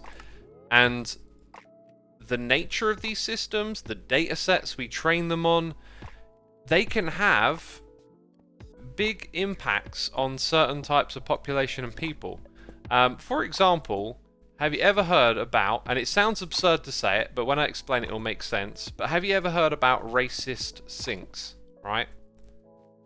Sounds a bit weird, doesn't it? What, a sink that's racist? What are you on about, X? What have you been smoking, young man? So, this is going to make so much sense when you explain it. It's crazy, but technology, right? What is what we're talking about. We are talking about technology. The technology of, you go into the toilet, the public toilets, you stick your hands underneath the water faucet, and automatically it just delivers you some water, right? Great. Technology, wonderful. But for some people with certain skin colors, they put their hands under these sensors and nothing happens. It doesn't turn on for them. Why is that? It's because the people who made it trained it on people like them, right? It just didn't occur. You know, I'm sure it wasn't intentional. They're not sitting around, this is how we'll show them. No, it's just unintentional. But we need to think about it and make sure these things don't happen. So, like, when they trained it, it was just, you know, they brought in a bunch of people and they were all probably white. And so it got trained on that information and then it made it biased towards them. So then other people with different skin colors go in to use the water and they get mixed results. For some people it doesn't turn on, others maybe it does a bit. Like, now we're training AIs on large data sets created by people. Which people are they created by, and what does it mean for, you know, different sets of people? Now, this isn't just race. This is gender. This is political opinions. This is all the many things that could divide people. This is what it's being trained on. And why not tinted glass? That's I don't know. I don't know if it would make much of a difference. Well, let's have a look. I don't have any to hand. I might be able to make a little. Where do I keep the geode stuff? I think it's this one. Yeah, look at that. We'll grab a little bit. We'll try. I imagine it will look very similar though. Outlaw21, thank you for your Prime subscription, peeps. If you did not know, you can use Amazon Prime to subscribe to someone on Twitch. And yeah. There was something else that I usually say, but I forgot what it was. Pete, Eternal Fear, thank you for subscribing. Appreciate it. My head is quite deep into this subject now. Curls, you pushed me into a waffle. Today I was just going to play Minecraft, but now I'm waffling. Facial recognition has major issues, says Sugar USHB. Yep, facial recognition, there you go, great one. Here's another one though that, like, ever since I heard it, it astounds me. What was it? Oh god, you put them on your body. Plasters, right? Plasters are literally designed to go over white skin. Now, all of this is like a hangover from colonialism and how, you know, one skin color or a dominant skin color or race. Oh no, that doesn't work. That just puts like a bunch of purple in it. Well, that was quick. I thought I'd be making some big decisions here. Like, it's all a hangover from that, you know, that era, and like how all the wealth that humans have created has sort of been concentrated within a certain population. Notice how I tried to say things like a certain population. Like, I don't believe in shame or fault around this stuff. Like, I don't think, like, I believe in this idea that no one chose where to be born or what they would look like, etc., etc. Like, no one had that choice. You just came into the world in a particular circumstance, being a particular type of person. And I believe that makes us like all equal at birth.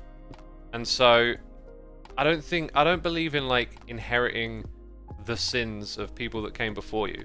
I believe in, I guess, maybe trying to like build a future where the past transgressions, you know, affect us less collectively in the future. But anyway, there's a concentration of wealth now inside a certain population of people. And this just naturally manifests. Like, the people, this population of people are better educated. Therefore, you know, they're going to be in the cutting edge of jobs doing stuff with AI or designing automated sink faucets, you know? Like, and so you go into those spaces and that population of people is making decisions which can affect a broader population of people, and it doesn't represent all of them. And that's how you end up with racist things.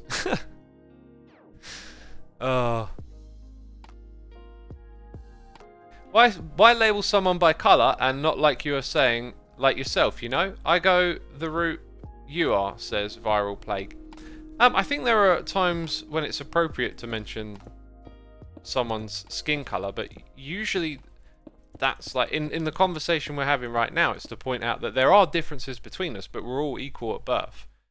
And I don't believe the contents of a person is found in their skin colour. You know? It's in the same way I don't believe it's found in their eye colour, yet, you know, there are all different things that make us different, yet we get hung up on certain ideas, which is probably a bit more historical than anything. You know, historical ideas tend to stick around when they have a history. Okay, oh, we filled in that a little bit. I'm going to need more of this black glass, aren't I? It's going to be computer data creating computer data, so it will be computer bias, says 4 Poaches. Well, the computer data, where did that come from, right? Like, where did all this computer data came from? It came from people. That's kind of the point now, is that, like, you might think it's computer bias, but it's still linked to us. Like, this sentience, supposedly, I don't believe it's sentient. Need to stop calling it that. But this this chatbot AI that has been, I guess, speculated by an individual as being sentient, it's trained on data, right, that it has access to. That data has come from the internet. The history of people, I don't know, whatever information's been fed into it, like writing books and chatting online, okay? And then we're going to create technology with this stuff. Like, maybe one day we'll all be talking to a newer version of that chatbot to do stuff, right? Like, imagine if rather than opening your phone to leave a little note, gotta go to the shops later, you're like, what should we call it? What should we call it? What's the thing called? OpenAI or something? Or DeepMind? I don't know. DeepMind's one of those AI things. You're like, DeepMind! Oi, DeepMind, you listening? DeepMind's like, yeah. I need to go to the shops later. Alright, what time? Oh, let's say it's 6 o'clock. Alright, I set an alarm. Alright, good. Oh, no. Don't do it. Don't do an loud alarm. Do a vibrating one, because I'll be recording a video. See, it's me in the future. Oh, okay then. Okay then, X, you idiot. I don't know. Right? And then it does all of that. And it's all based on all of this current technology that it can do, right? Like it interpretates, understands chat, talks back to you. Then we can link it up to real-world applications, like putting an alarm on your phone, okay? Hey, DeepMind, yes? Are you sentient? No. I'm questioning if you are as well. Oh, Deep AI, your wit is too much for me. Yeah,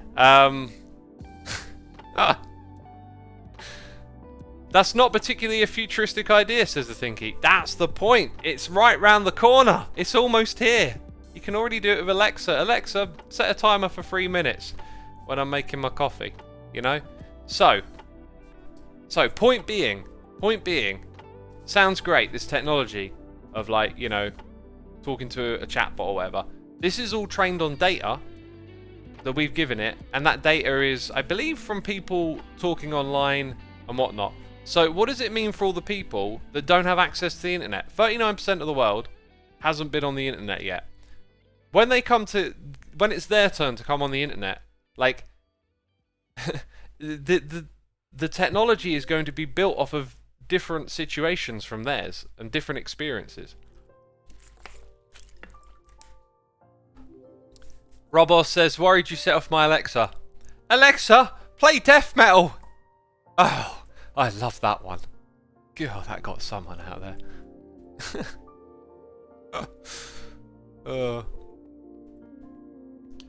When are they going to make life metal, you know? Sick of that death metal. It's depressing. Need some life metal. Right, why did I put this here? Oh yeah, because I wanted to move all of this stuff out of the way. Dang. And put my shulker boxes in the middle. That was the idea. That was the idea. Hey, and now I can hop on here and walk over there. Wonderful. Put some things aside for the future. Put some shulker boxes here in the middle.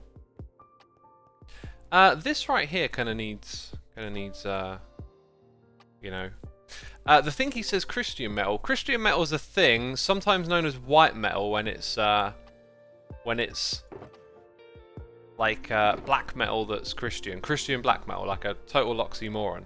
Like some people in metal get so upset by that, and it's just like, to me, it's just like, well, you know, if you like rebel against the rebellion, I don't know, it like, I ain't got a problem with it.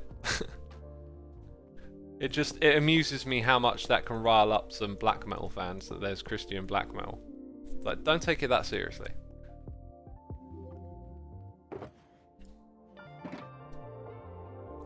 My Alexa is now playing every song that you told her to say. I didn't actually tell it to play a song, did I? I just said play death metal.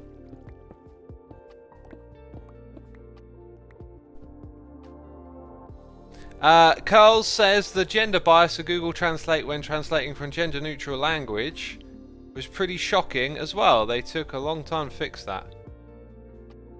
Ah, yeah, yes, I know what you're referring to. So you translate between languages. That's interesting though, because some languages have gender built into the language. So that's a whole other thing to deal with. But yeah, these are like really big questions and problems and things that need to be dealt with, and you know, it doesn't feel like it's a mainstream conversation, which I can't help but feel it needs to be something people need to learn and talk about. Building a new world, you know.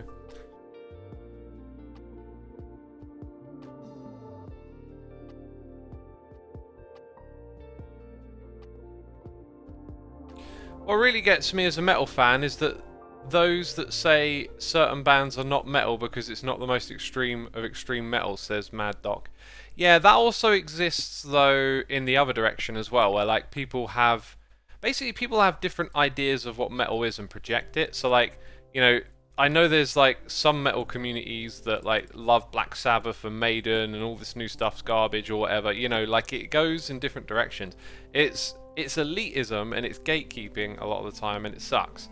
And it's, you know, I at one point in time was a bit of a that's not metal kind of person with certain bands or whatever, but then I eventually just realized how that's just all some nonsense in your head, you know, like you're projecting something you think you're attached to.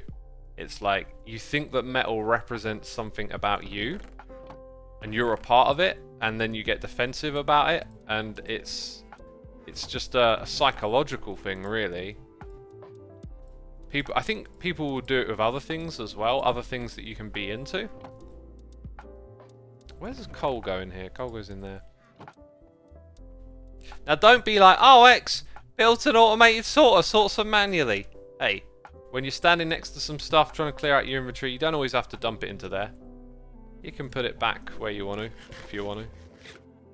5-finger death punch equals not metal, says Viral Plague.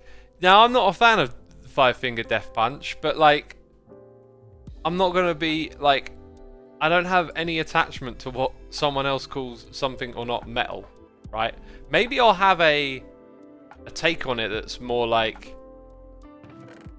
I don't know, let me think. Let's say there's some sort of edge case band that's sort of got metallic influences, and maybe we're talking about a stylistic distinction of, maybe that's not like, you know, metal as we know it or whatever, but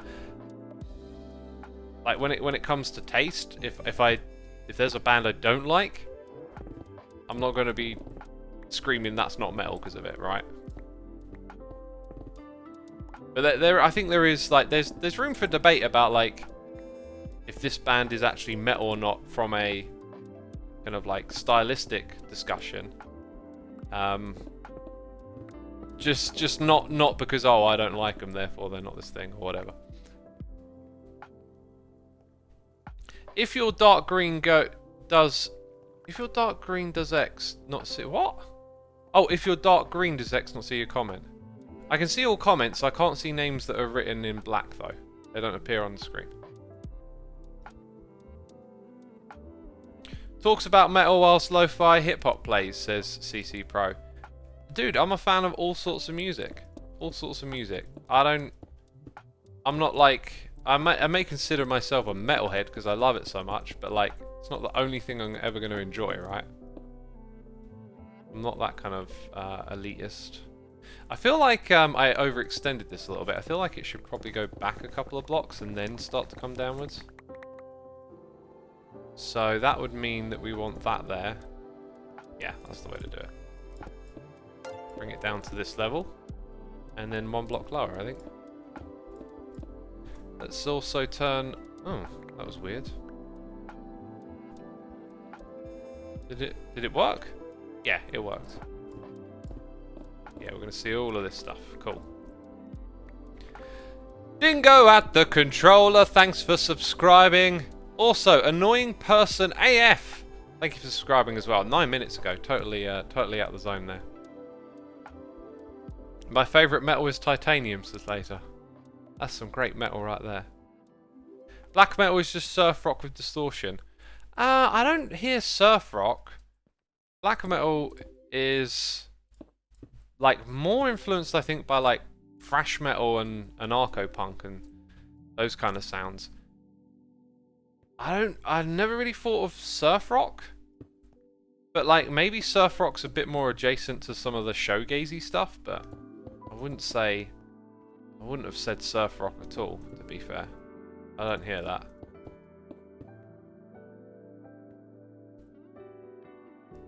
Black metal is just white noise to me. That's a great joke. Great joke. Okay, right, now we'll dig out all of this stuff. You have to be a bit like careful placing all these black blocks because they're kind of tricky to see. It's like a little bit of an illusion and you're not sure where you're putting them sometimes.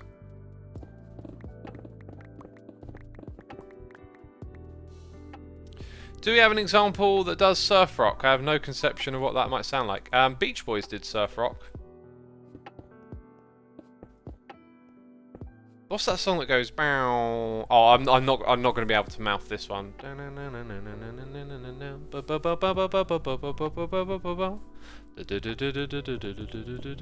That's like a classic surf rock song.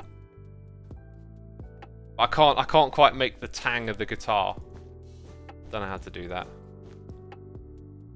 Check my brain, says Dingo the controller. Well, Alice in Chains, that's a totally different song. That's got a little bit of like a... I don't know, the bends are a bit surf rocky, but... So the thing is, like, a genre can introduce an idea, and then wherever that idea or something similar comes along, you can kind of consider them linked, I guess. Black metal don't really have influences, it just needs to make you shudder.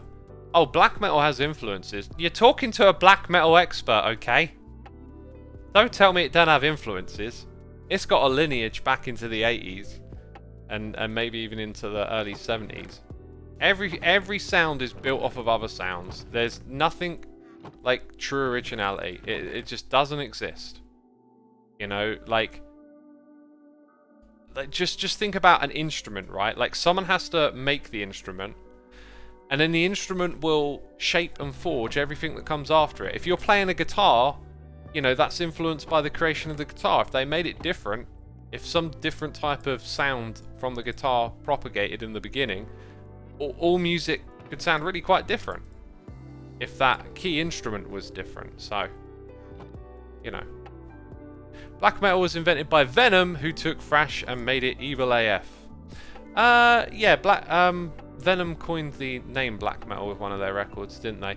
I mean, you can say they invented it, but the thing is there's two distinct sounds with black metal. There's the early stuff in the 80s, and then there's the Norwegians in the 90s. And to me, like, sure, it did start in the 80s, but like, they just absolutely made it into what it is.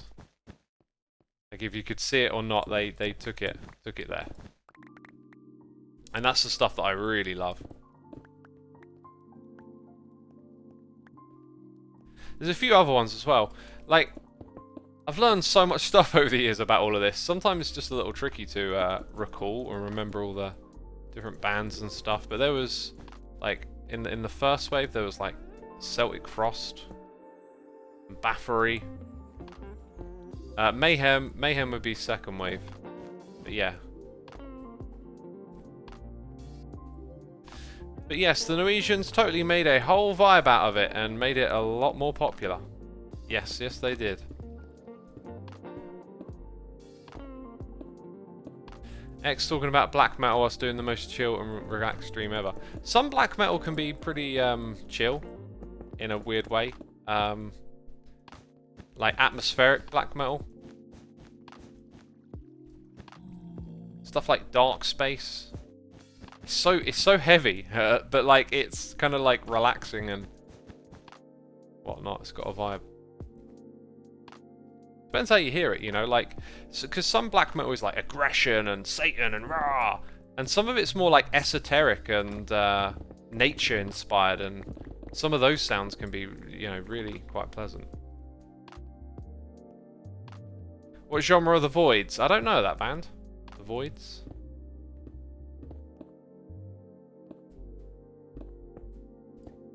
Let's put in these bone blocks for the back of this. Don't actually need them at this level, right? Nope.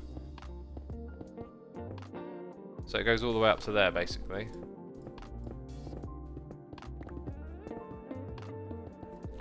And then there's a whole bunch of stuff to figure out in that space. And then we've got to do the walls. The walls, the walls, the walls. Yeah, so I want to put in some bone blocks too while we're doing this. Wonder if I've got any in here. Yeah. Hopefully that's enough. Liger, thank you for gifting a sub to Fosme Star General. Appreciate you gifting a sub. As always, thanks for all you do, my dude. And Fosmista. Oh gosh, I butchered that one. Be sure to say thanks in the chat. Oh, I've just realised that this wouldn't be black concrete here, would it? This is the bottom. Oh, unless my plan was to go 1 block lower, but now I've seen that that's there, I'm just... yeah, no, we don't need to go any lower than that. That'll do. Well, actually, that's why I cleared it out, right? To put them... I think I'll go 1 block. Yeah, no, I'll go lower. So that would be all black. That means just undo everything we just did. Ugh. All of this has got to be bones. Right, and then, yeah, that'll be fine being a bone. That won't be a bother.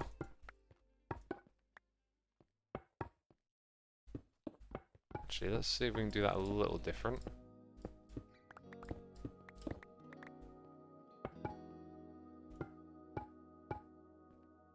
It's kind of pointless, because I want to cover up all of that.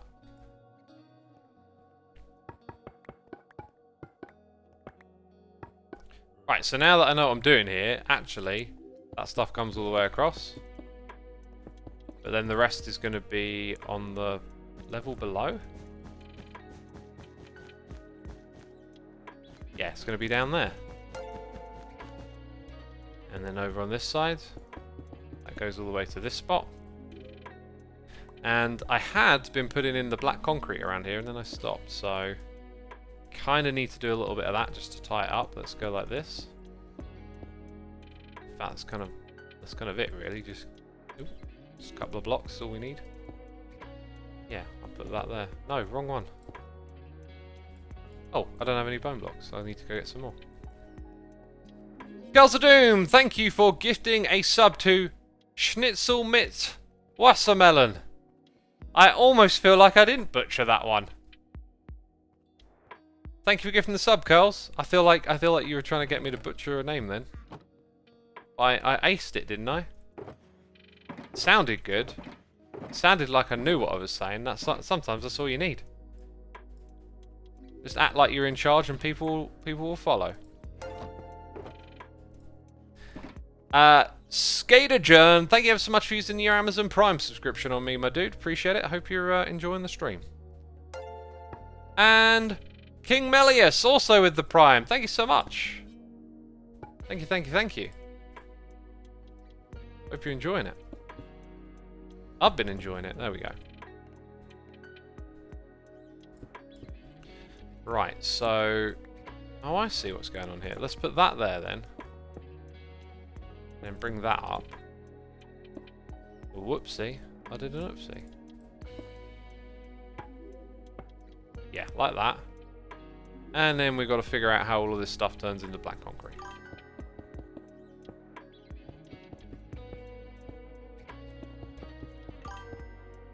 Cool. Hey, more noises. Annoying person AF. Noddy, your mum's kid. Not your mum's kid 17. Thank you for tuning in. Be sure to say thanks to Annoying Person AF in chat. We've had so many gifted subs today, and I haven't done this yet. Gosh. Captain Cook 19, thank you for the Prime. 4 months of support. Appreciate you, my dude. Appreciate ya. Yeah, look, we've got a big old chunk of this stuff to rip out up here. Oh, whoopsie.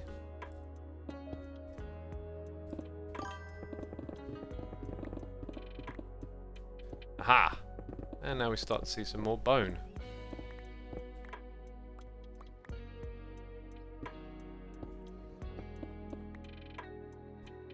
We got Becca gifting a sub to Sir Gemin. Thank you for gifting the sub, Becca. Appreciate it as always.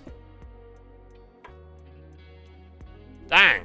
Minecraft be glitchy sometimes. Yeah, Sir Gemin, be sure to say thanks in the chat. Appreciate it.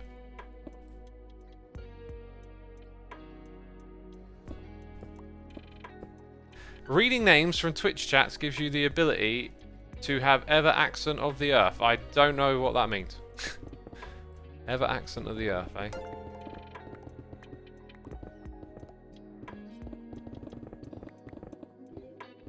Dang, I thought this would be a quick little job over here, but it's like it's quite a thing to build this all up, especially with this just darkness everywhere. Gosh.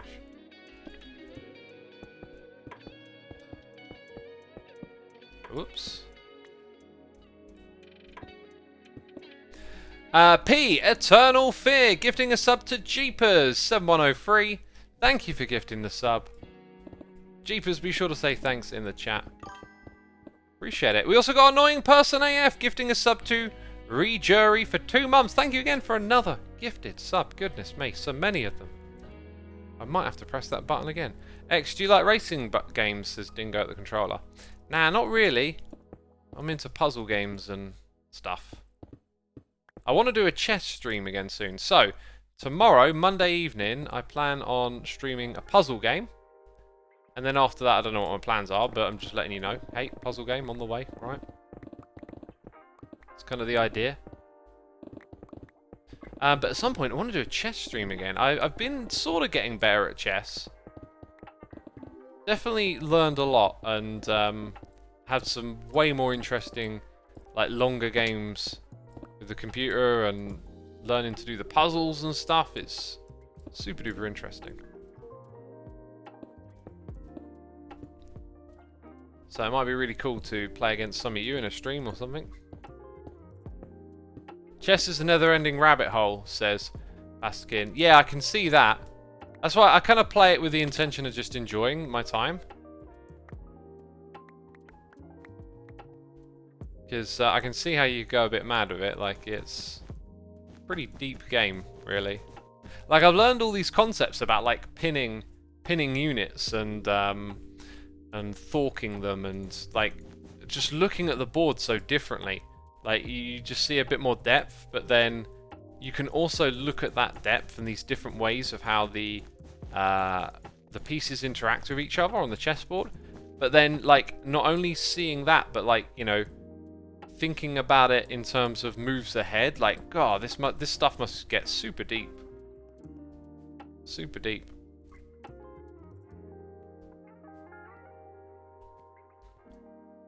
Right, okay. Now we kind of need to probably just do that for now so I can go up here and take care of this bit. Hey, hey, hey! We got P, Eternal Fear, gifting a sub to Jimmy Fuel, Jimmy Fire. More gifted subs coming through. Thanks so much. Jimmy, be sure to say thanks in the chat. Becca's gifted a sub to Mr. Nick Fromio, 720. Probably butchered a name right there. But Mr. Nick, be sure to say thanks in the chat. We appreciate the support as always. My quickest game was that someone actually fell for Fool's Mate. Is that where you, like, mate them in a couple of moves? Liger, thank you for gifting a sub to Shkulish. Oh, blah. God, I butchered that. Shkulusha. Dang, what a tricky name. Thank you, Liger. Appreciate you gifting the sub. Shkulusha. If they're not paying the fullest of attention right now, they probably don't have a clue. Be sure to say thanks in the chat. There we go. Right, I need to put some glow lichen up here. Then I need to rip out the previous, or this layer. Oh, God. I'm bumping my head now, ain't I? Yeah, that needs to go. Oh, I see what's going on here. I can't actually tell where this stuff is. Uh-huh. Uh-huh. I think I'm hitting it, like...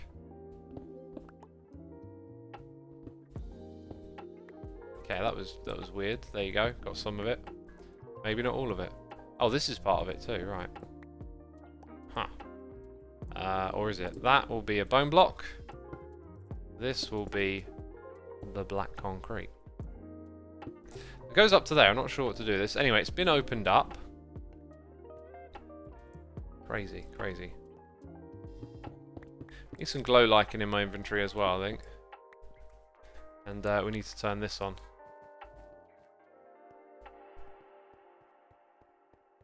What chest opening do you use? I don't know what it is, but I tend to move the pawns out in the middle and then move the horses over to try and control the middle squares, as they say. But it depends on what the other player does. So the way I look at it is like you're sort of tallying up the exchanges and protecting your various pieces, because then the opponent tends to not make the exchange because you'll come out on top. And then I guess from there just trying to, you know, build up pieces. But what I used to do is I used to kind of like look for a way to, you know, get the queen out and the bishops out, and I've learned that the pawns are like way more valuable than you think, and you should probably like slowly advance them and kind of keep your main units sort of backing them up a bit more. That's sort of been my change your strategy, because I was able to beat a 13,000. Aha, see, we do need this. Which was, like, awesome. Another milestone. Gonna keep trying, you know. But I feel like I've got a lot to learn still. Send the king out to lead the army, says the Thinky. Becca says attack the wizard. Oh, gosh. The wizard? What moves would that have, eh? Keep a couple of pawn in case your queen dies late game. Yeah, well, you don't like use pawns so much sacrificially. You just like when you move the pawns forward with your other pieces, they sort of protect them. Because like, when you look at the game through this lens of like making exchanges, this is how I'm understanding it. I'm not great at this game, so this is just how I'm seeing it at the moment. When you're... Ooh, what's up here? When you're making these exchanges, like it slows the game down a lot. I think if you're like an amateur, you'd start to like slide out pieces so you can attack the opponent. So if you play sort of slower, more cautiously, you build up a lot of strong positions, and there's a lot of exchanges available on the board. So that means if someone takes this piece, then you're like, okay, I'm taking it with that one. Then you start to exchange your pieces, and it's about like coming out on top, so that like, you know, you want to exchange less valuable pieces for...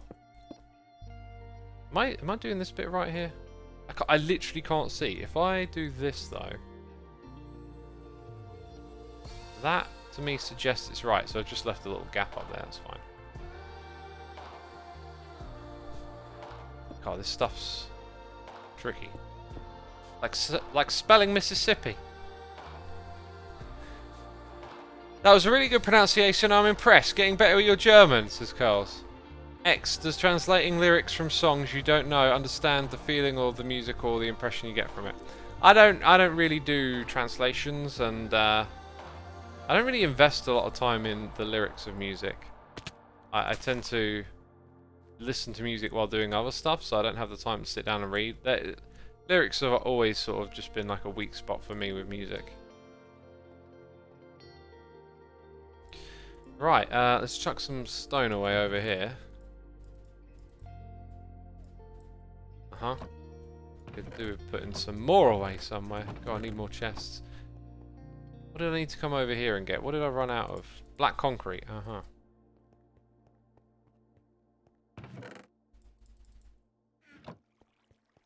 Let's eat some food.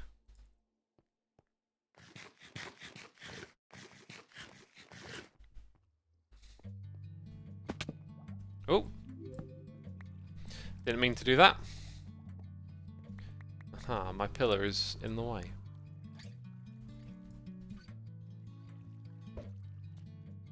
Come on. Oh, that's good enough. That's good enough. X, what is your opinion on kimchi? I eat it. That's my opinion. I eat the kimchi. Yeah, I like kimchi. I had some just the other day with my ramen noodles, some what are they called, mango touts, some sweet corn, little baby corn on the cobs, peppers, chilies. Really quite nice.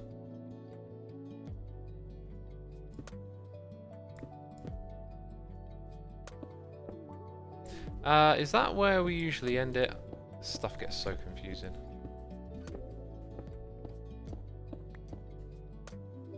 Oh god, it's so difficult to like look. You just look and it's like darkness, and you're like, what am I doing?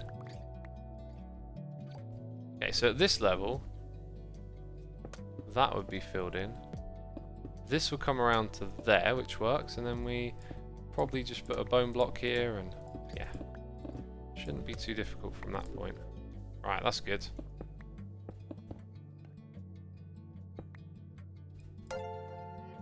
Hey, hey, hey, hey, hey, here I go now. Here I go and read a noise in my ear. Hey, hey, hey. Frosted Lion Gaming. Thank you for the Prime subscription. Also, Annoying Person AF. Gifting a sub to Still DM. Thank you for another gifted sub, my dude. Appreciate it. Appreciate it. Using Tango's Diamond resource pack. That's not a bad idea. I have wondered about that. It'd make life a bit easier around here. If everything was diamond, I could see what's going on.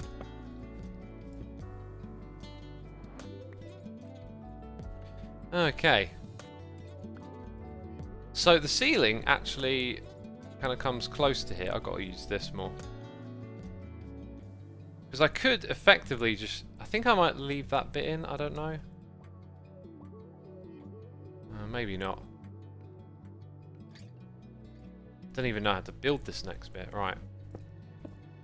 So that goes up to there. And that's that bit done. So now we've got to go out to the left. This I can do. I think. I hope. Right, we can kind of see where we're putting all of these now, so let's extend it closer to us. By the way, I had a curry yesterday. I know some of you love the old curry chat. It was alright. I didn't eat a crazy amount, and I didn't really pick the best combination of stuff. Also had it with a massive salad. So I feel pretty good actually, because don't want to do the old binge eating of takeaways too much anymore. Mashi3107, thank you for 28 months! Overslept, but you're here now. Glad to have you with us. Glad to have you here.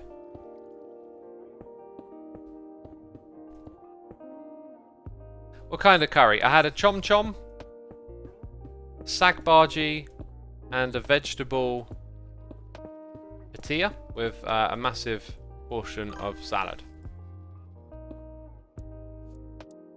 So it was all right. Basically, it was all right.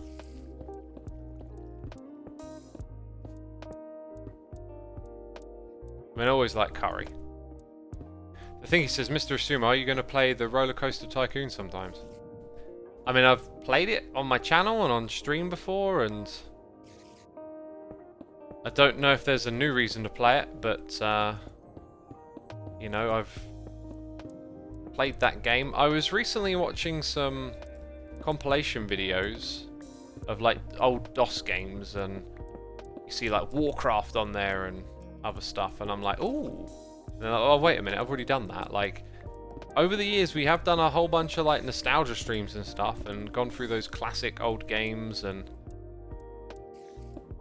you know, kind of once you've done them once, I don't know, it feels like it's enough for a while. We did Command and Conquer a couple of times, that one. But yeah, unless some like big remastered edition or something comes out, I'm doubtful that I will be playing it again. Right, I think that'll do. That's a nice way for it to all connect. I think I'll put a little bit of that over here. And then maybe over in this spot. Nice. Keep it all bright. Or at least so that stuff can't spawn on it. And then do we have... yeah, we've got a little bit of something to do over here.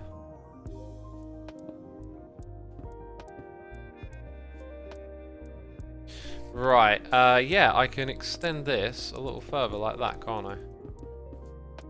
That's the way we do it. I don't like the idea of breaking these blocks near to all this redstone. Like, stone block goes into a hopper and the whole contraption breaks. Something like that is what I'm paranoid of.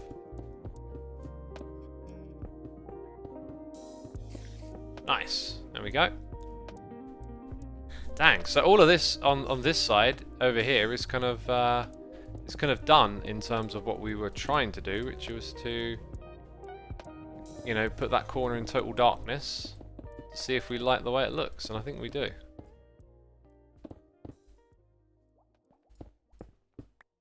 Let's also turn that off. That's going to be better for when we look at it. Get rid of some of these items too. And down the bottom here, put the carpet on.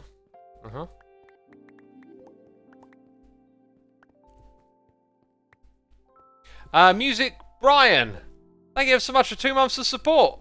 Loving the build this season. I'm glad you're loving it, because here we are. taking it to the next level. Right, let's turn off that too. So yeah, that's literally it. Like, all of that, and now you can kind of see the ribcage. It does look, you know, I didn't really think about this, but it does sort of look like that's where it turns the corner. So I don't think you lose too much from the depth there. That's kind of fortunate. If you really stare at it, I feel like there's like moments where you can kind of see the edge, but otherwise, the way it opens up and you look into that is pretty cool. So, obviously we've got all of this to rip out and the middle bit to do, which has this lump in it. So, let's crack on with that. Do a little bit of the middle, I think. Get that tidied up, because I might want to change the position of this. And then I guess I want it to extend, right? I want to walk over to the glass. Ah, I fell down. I fell down. He fell over. He fell over. God, football hooligans. What are they good for? Nothing. Right. There we go. Blackpool FTW says, long time no speak. Well, welcome to the stream. I assume if someone were to make a tutorial for Bakakic auto sugar cart. What? A tutorial for Bakakic auto sugarcane farm. I don't even know what that is. Jeez, that's some crazy level of redstone engineering. What's your average playtime a day a week? Oh goodness me, I wouldn't even know how to calculate it. Wouldn't even know where to begin calculating it. That's pretty nice. I think I might make it a bit wider though.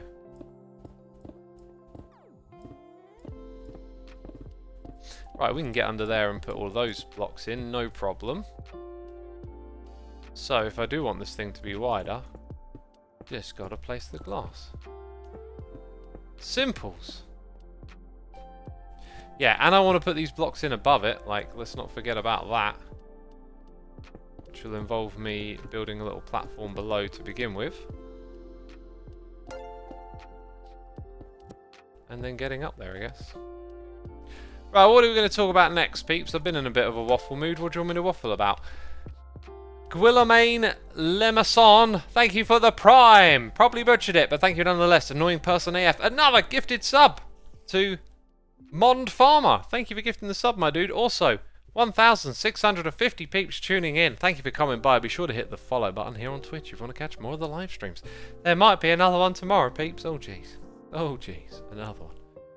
God, I just got done watching this one, X. Right, let's go and put these into place. Doing that right, would they need to be... Those would need to be...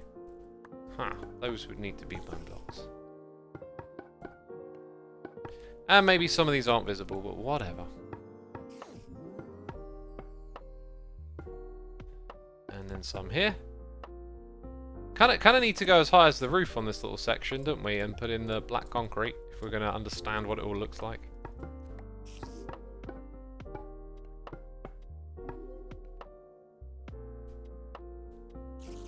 What's my views on techno? I like techno, but I haven't ever really gone deep on it or like listened to a lot of techno. It's similar to like house music. Like a lot of that electronic stuff, I do like it and appreciate it, but I've never like quite found something that feels like my niche. But I feel like there would be a niche, like. Because I like a lot of the aesthetics and style, but maybe not so much like the musical content, but yeah. That's kind of my take. What's your favourite type of techno? Well, I don't know the ins and outs of techno very well. So, I don't know.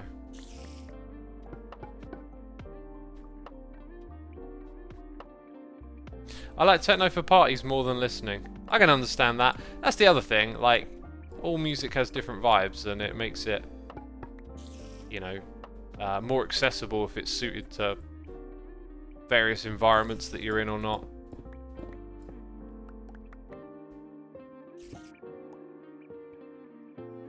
Reckon you probably like ambient house. You know what? When I listen to house music, I tend to pick a term like ambient or something similar to other stuff that I like. When was the last time you ever had a cheeky Nando's? Why are Nando's cheeky? A while ago? Like months, maybe I last had a Nando's.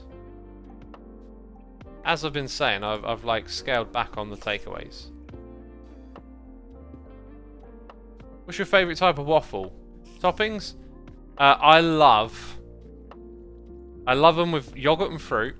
So like raspberries and Greek yogurt, or peanut butter and jam is another great one. But I was making pancakes with eggs and bacon last week. I imagine I'd like waffles with something like that.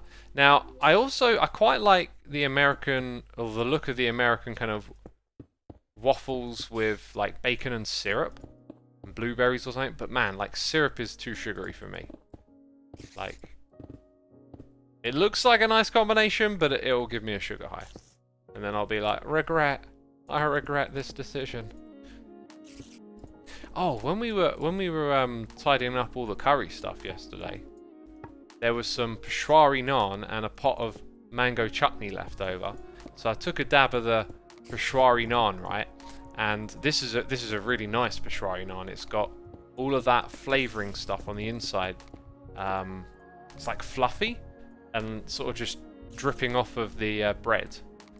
And I dunked it into the mango chutney, and it lit up my brain. I was like, whoa, that's tasty.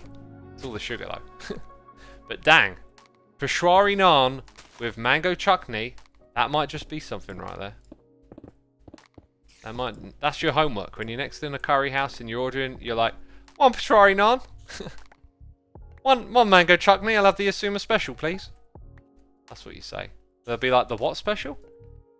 The Xisuma special. I don't know what that is. I've told you what it is. It's a peshwari naan and some mango chutney. Pronto! Pronto, bring me my food. That's the conversation you'll have. And when you get kicked out of the restaurant, you can blame me. Alright. Alright, don't even know what that was.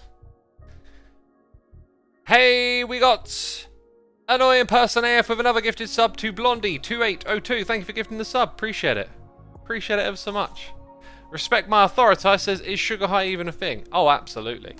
Absolutely. The thing is, though, you have to be desensitized to it. It's like caffeine. Stop drinking caffeine for a while, you have a coffee, and you're going to be like, whoa, I'm over the moon. It's like that. I have little sugar in my diet, and I am quite sensitive to it as a result. So I can feel it. I feel it. You know, if I haven't done this in a long time now because I don't like it, but like, let's say go to a restaurant, have a meal, and then have a big slice of cake for dessert or something. I'll feel my body like change. I'll feel this like the insulin response going around, and you feel that like your energy levels all messing up. Like, I feel it, which is why I don't have cake and stuff really. I've trained myself not to like it. I want all the food that I eat to be nutritious and whatnot. Right, I think we've actually done like a fair bit of this now that we don't really... Oh, and I've run out of concrete, so not bad timing. I feel like that's pretty easy to pick up where we left off, so let's get rid of this and that and those. These dem and those. This down here. This down there. What? Okay. Need a way back up. Get rid of this. I feel like putting a little bit of glow lichen right there. Okay, so let's turn off our renders, you know. Here's our base fills at the moment. That's really nice. That looks cool. It looks so cool. Looks so cool. Hey, Eternal Fear. Thank you for gifting 3 subs to Mernkrafter, Insanity, Hotra Zero. Y'all been gifted subs. Be sure to say thanks in the chat. Thank you again, Eternal Fear. I will eternally fear you. Malaronius, thank you for using the Amazon Prime on me. Appreciate you. Appreciate you subscribing. Let's drink some more water. Respect my authority says, how do you plan your workouts? In advance. In advance with a spreadsheet. Write the stuff down. periodize, you know, figure out what your split is. You know, think of all the body parts, how you're going to distribute them over time so that you can get rest and recovery and then hit them again. You've got to strategize that. Annoying person AF, you are so annoying. Oh god, stop being so generous. Gifting subs to the Alien Doctor, Achillizzy 2, Ultimate Wager, the Pluto 828 and Honda. Y'all been gifted subs. Oh gosh! Wait, where did you come from? There's nowhere for you to spawn. There is nowhere for you to spawn. Cheeky devil. Do you know what I could do? I had an idea. Oh, that didn't work. There we go. Is there actually... Oh! I've got a whole wall over here that I haven't finished building. Well, we've solved that mystery, haven't we? Okay, so I still want to rip away more at the front here. So I think what I'm going to do is tear out all of this. And, yeah, just get rid of this big stone cliff that we sort of... Or cliff? Edge? I don't know what you want to call it. I want to get rid of it.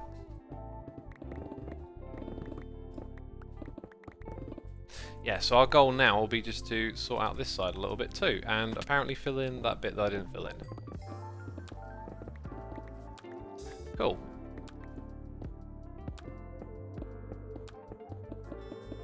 Right, and I need to get in there.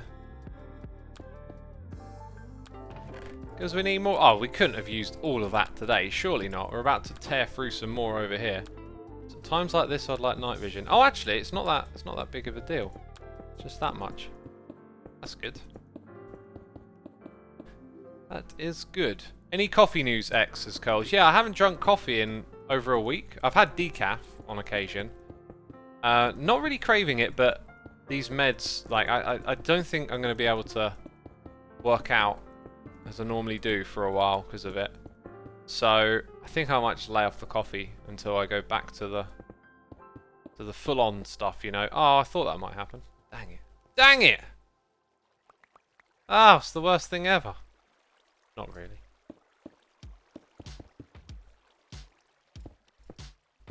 Okay, and then up here as well. Yeah, don't really need to put too much more of that down, do we?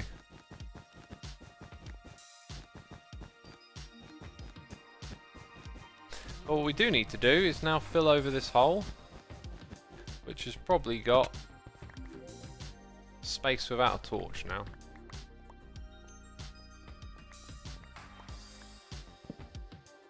Becca says, I'm 3 weeks sober and very proud, but still a coffee addict. Awesome. Yeah, it's good to exercise that. I don't know what your plans are, if you're like trying to get off it forever or just take a break for a while, but it's good to exercise that either way, I think.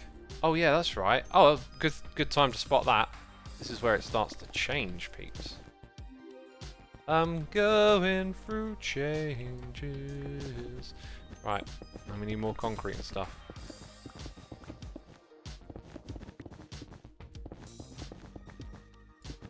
So, it's this all along here. P Eternal Fear, thank you for gifting another 5 subs. I can barely believe it. How many is that today? Sir Bison, Ula Lapis, Frank Devin, Zenith Gear, Sophisticated Ated. Y'all been gifted subs. Be sure to say thanks in the chat. Enjoy those emotes and all those cool things that you can now do. All those cool things. Am I doing that right? I'm doing that right. Right, what's the next topic? I tell you what, I've been watching the last episode of Stranger Things. I've gotten past like the big conclusion, and it's like on the wrap up now. Everyone's meeting each other again, that kind of thing, right? Oh, this is spoilers, by the way. Like I should say, this is kind of spoilery, but I love the show. It's great. I'm going to enjoy it and everything, but I wasn't that keen on the big showdown, the big finale, because I felt it was kind of predictable. And once again, it's the old game of superpowers. I find superpowers to be just so ungratifying in battles and like showdowns and fights and stuff.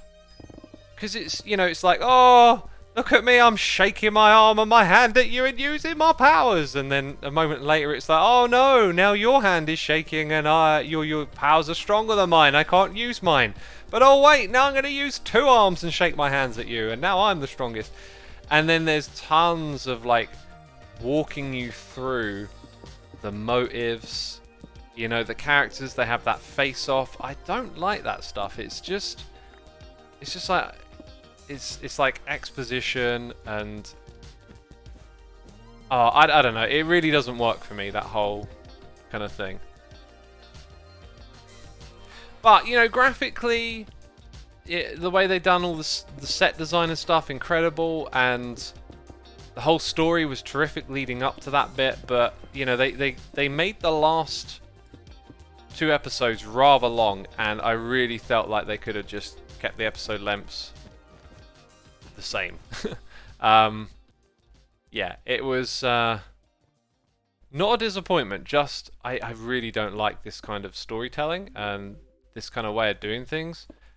And so far that show had evaded that feeling for me, but in the last episode it really gave me flashbacks to that Marvel show I watched, WandaVision, that's the one.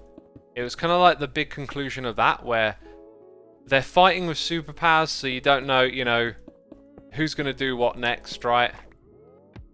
Who's going to raise their arm? Who's going to have the stronger expression on their face? Right? And then they just explain everything to each other. It doesn't do it for me. Doesn't do it for me. X, any thoughts on Eddie's Metallica cover? Yeah, I wasn't too hot on it. It was like, yeah, it's cool. Like, my thing with stuff like that is like, how well does it fit in? And I don't really feel like they made the heavy metal part of his persona much of a big deal. It's kind of a given. You can kind of like figure out he probably likes heavy metal, right? It's in the 80s, got that look. But it didn't feel like the heavy metal really was relevant too much. And it's kind of jammed into the vibe a bit awkwardly. You know, the Stranger Things synth soundtrack is incredible, and it didn't, you know, like, it's a great song, but maybe they could have worked with a metal artist and done something a bit more heavy metal synth and blend the two things together. I don't know, but it's a bit on the sort of forced side of things, I guess. But what I was thinking about with all of that more was how different generations get introduced to Metallica, and how they're like a perpetual force at this point now. Like, they just don't go away. They've just got such momentum behind them. And when I was growing up, you didn't see Metallica in anything mainstream. You kind of saw them through MTV a little bit and other places. And then, like, you know, I remember Master of Puppets was in this movie. It's a comedy movie. I forget the name of it. I think it might be Old School. And they like kidnap this this guy in a parking lot, and like the Metallica songs playing, and me and all my mates were like, "Whoa, look, Metallica in something mainstream or whatever." Whereas now, it's like they've become way more accessible. It's fascinating to think of them once as being like more of a outsider thing, and now more just, they're just so well known, right? They just keep getting more and more well known, more prevalent. No wonder they don't want to slow it down. I mean, they just go from strength to strength in terms of people knowing about them. But yeah, you know, it wasn't spectacular, but you know, maybe a really cool way to introduce people to Metallica. Maybe a whole bunch of a new generation of fans will have found them through Stranger Things or something, which is cool. That I think is cool. Have I seen the latest Doctor Strange movie? I have not. I have not. Is that the one with Ian McGregor?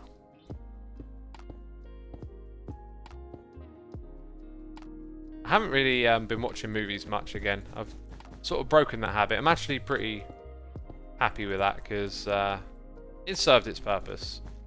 It's 2022. It's new things now. Alright, that gives you a hint as to where all of this is going, I think. We've obviously got to figure out where all of that, struggling with the words a bit. Got to figure out where all those chests go. Like, what are we going to do for bulk storage around here, right?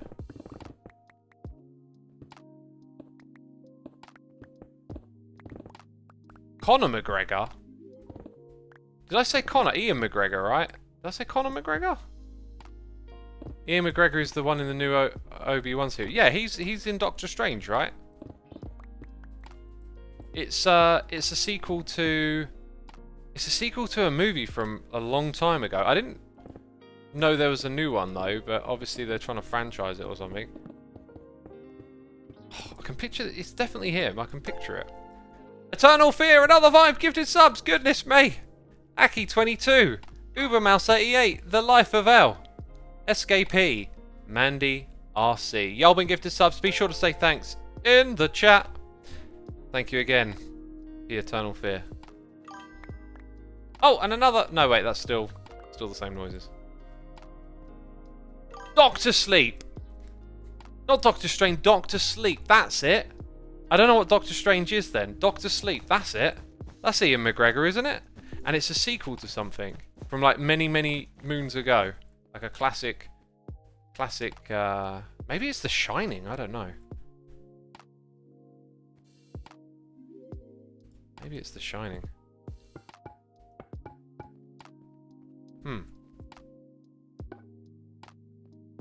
It's a sequel to The Shining. Okay, yeah. But it's not Doctor Strange then. It's Doctor Sleep. That's the one I'm thinking of. Yeah, I've got that on Blu-ray. Did enjoy it. Doctor Strange is Marvel. Ah, well. I won't be watching that then. Have you watched Everything Everywhere All at Once? Yep, the more I think about that movie, the more I dislike it. Too grandiose. Again, similar to the whole thing we were just talking about with Stranger Things. Like, there's just these really long, kind of all over the place sequences, jumping back and forth through time, reaching for the epic, that all hinge on an emotional narrative that I didn't really feel was very fleshed out at all. It ended up feeling rather kind of force-fed. The relationship between her and her daughter is the main crux of the whole thing, yet you don't really get a feel for that early on. And it ended up being really quite long-winded, and it was like I was enjoying it, but then once it was over, it was like, the more I think back on it, I was like, yeah, this kind of sucked. Yeah, so I don't know. I mean, I feel like if I were really young and new to cinema, that would probably be quite exciting. But I've seen a few too many movies like that.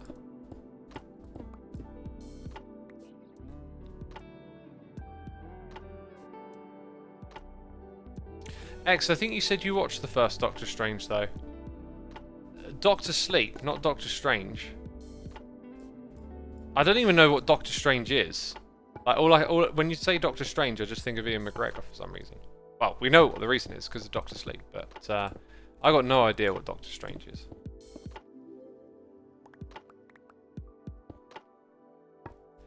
Okay.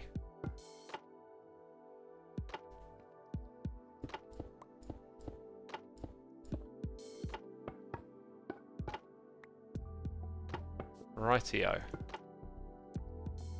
Feel like that's a good chunk of it for now.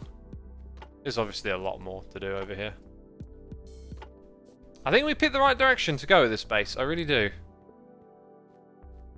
And I want to get just a little bit more in place here, actually. Oh, I can't sprint, that's why.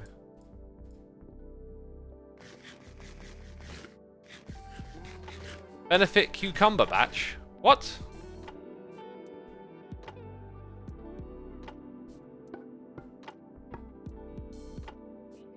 Oops.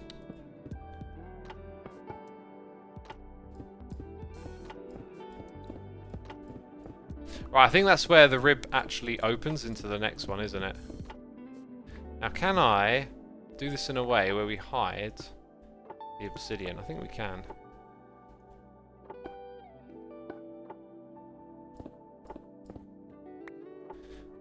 Right, and then that is pretty good. Let's get some glow lichen.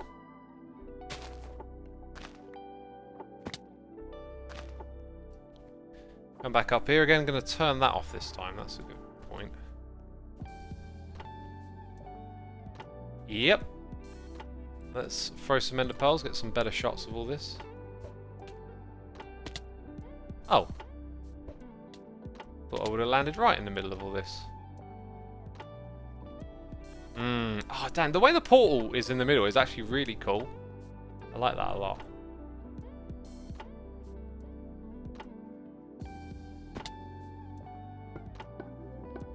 Gonna do that.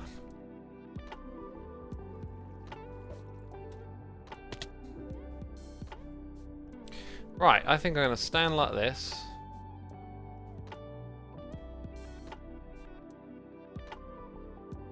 That's pretty cool right there, isn't it? Dang, this place is looking awesome. I am wondering though, maybe the roof could get raised up and you see a bit higher up there. Might be a good move too, because that, it kinda...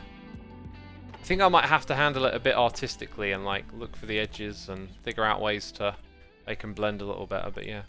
That, my friends, is going to be it from me this live stream today. I want to say a massive thank you for all the gifted subs. We had so many today. Crazy. Thank you for the support.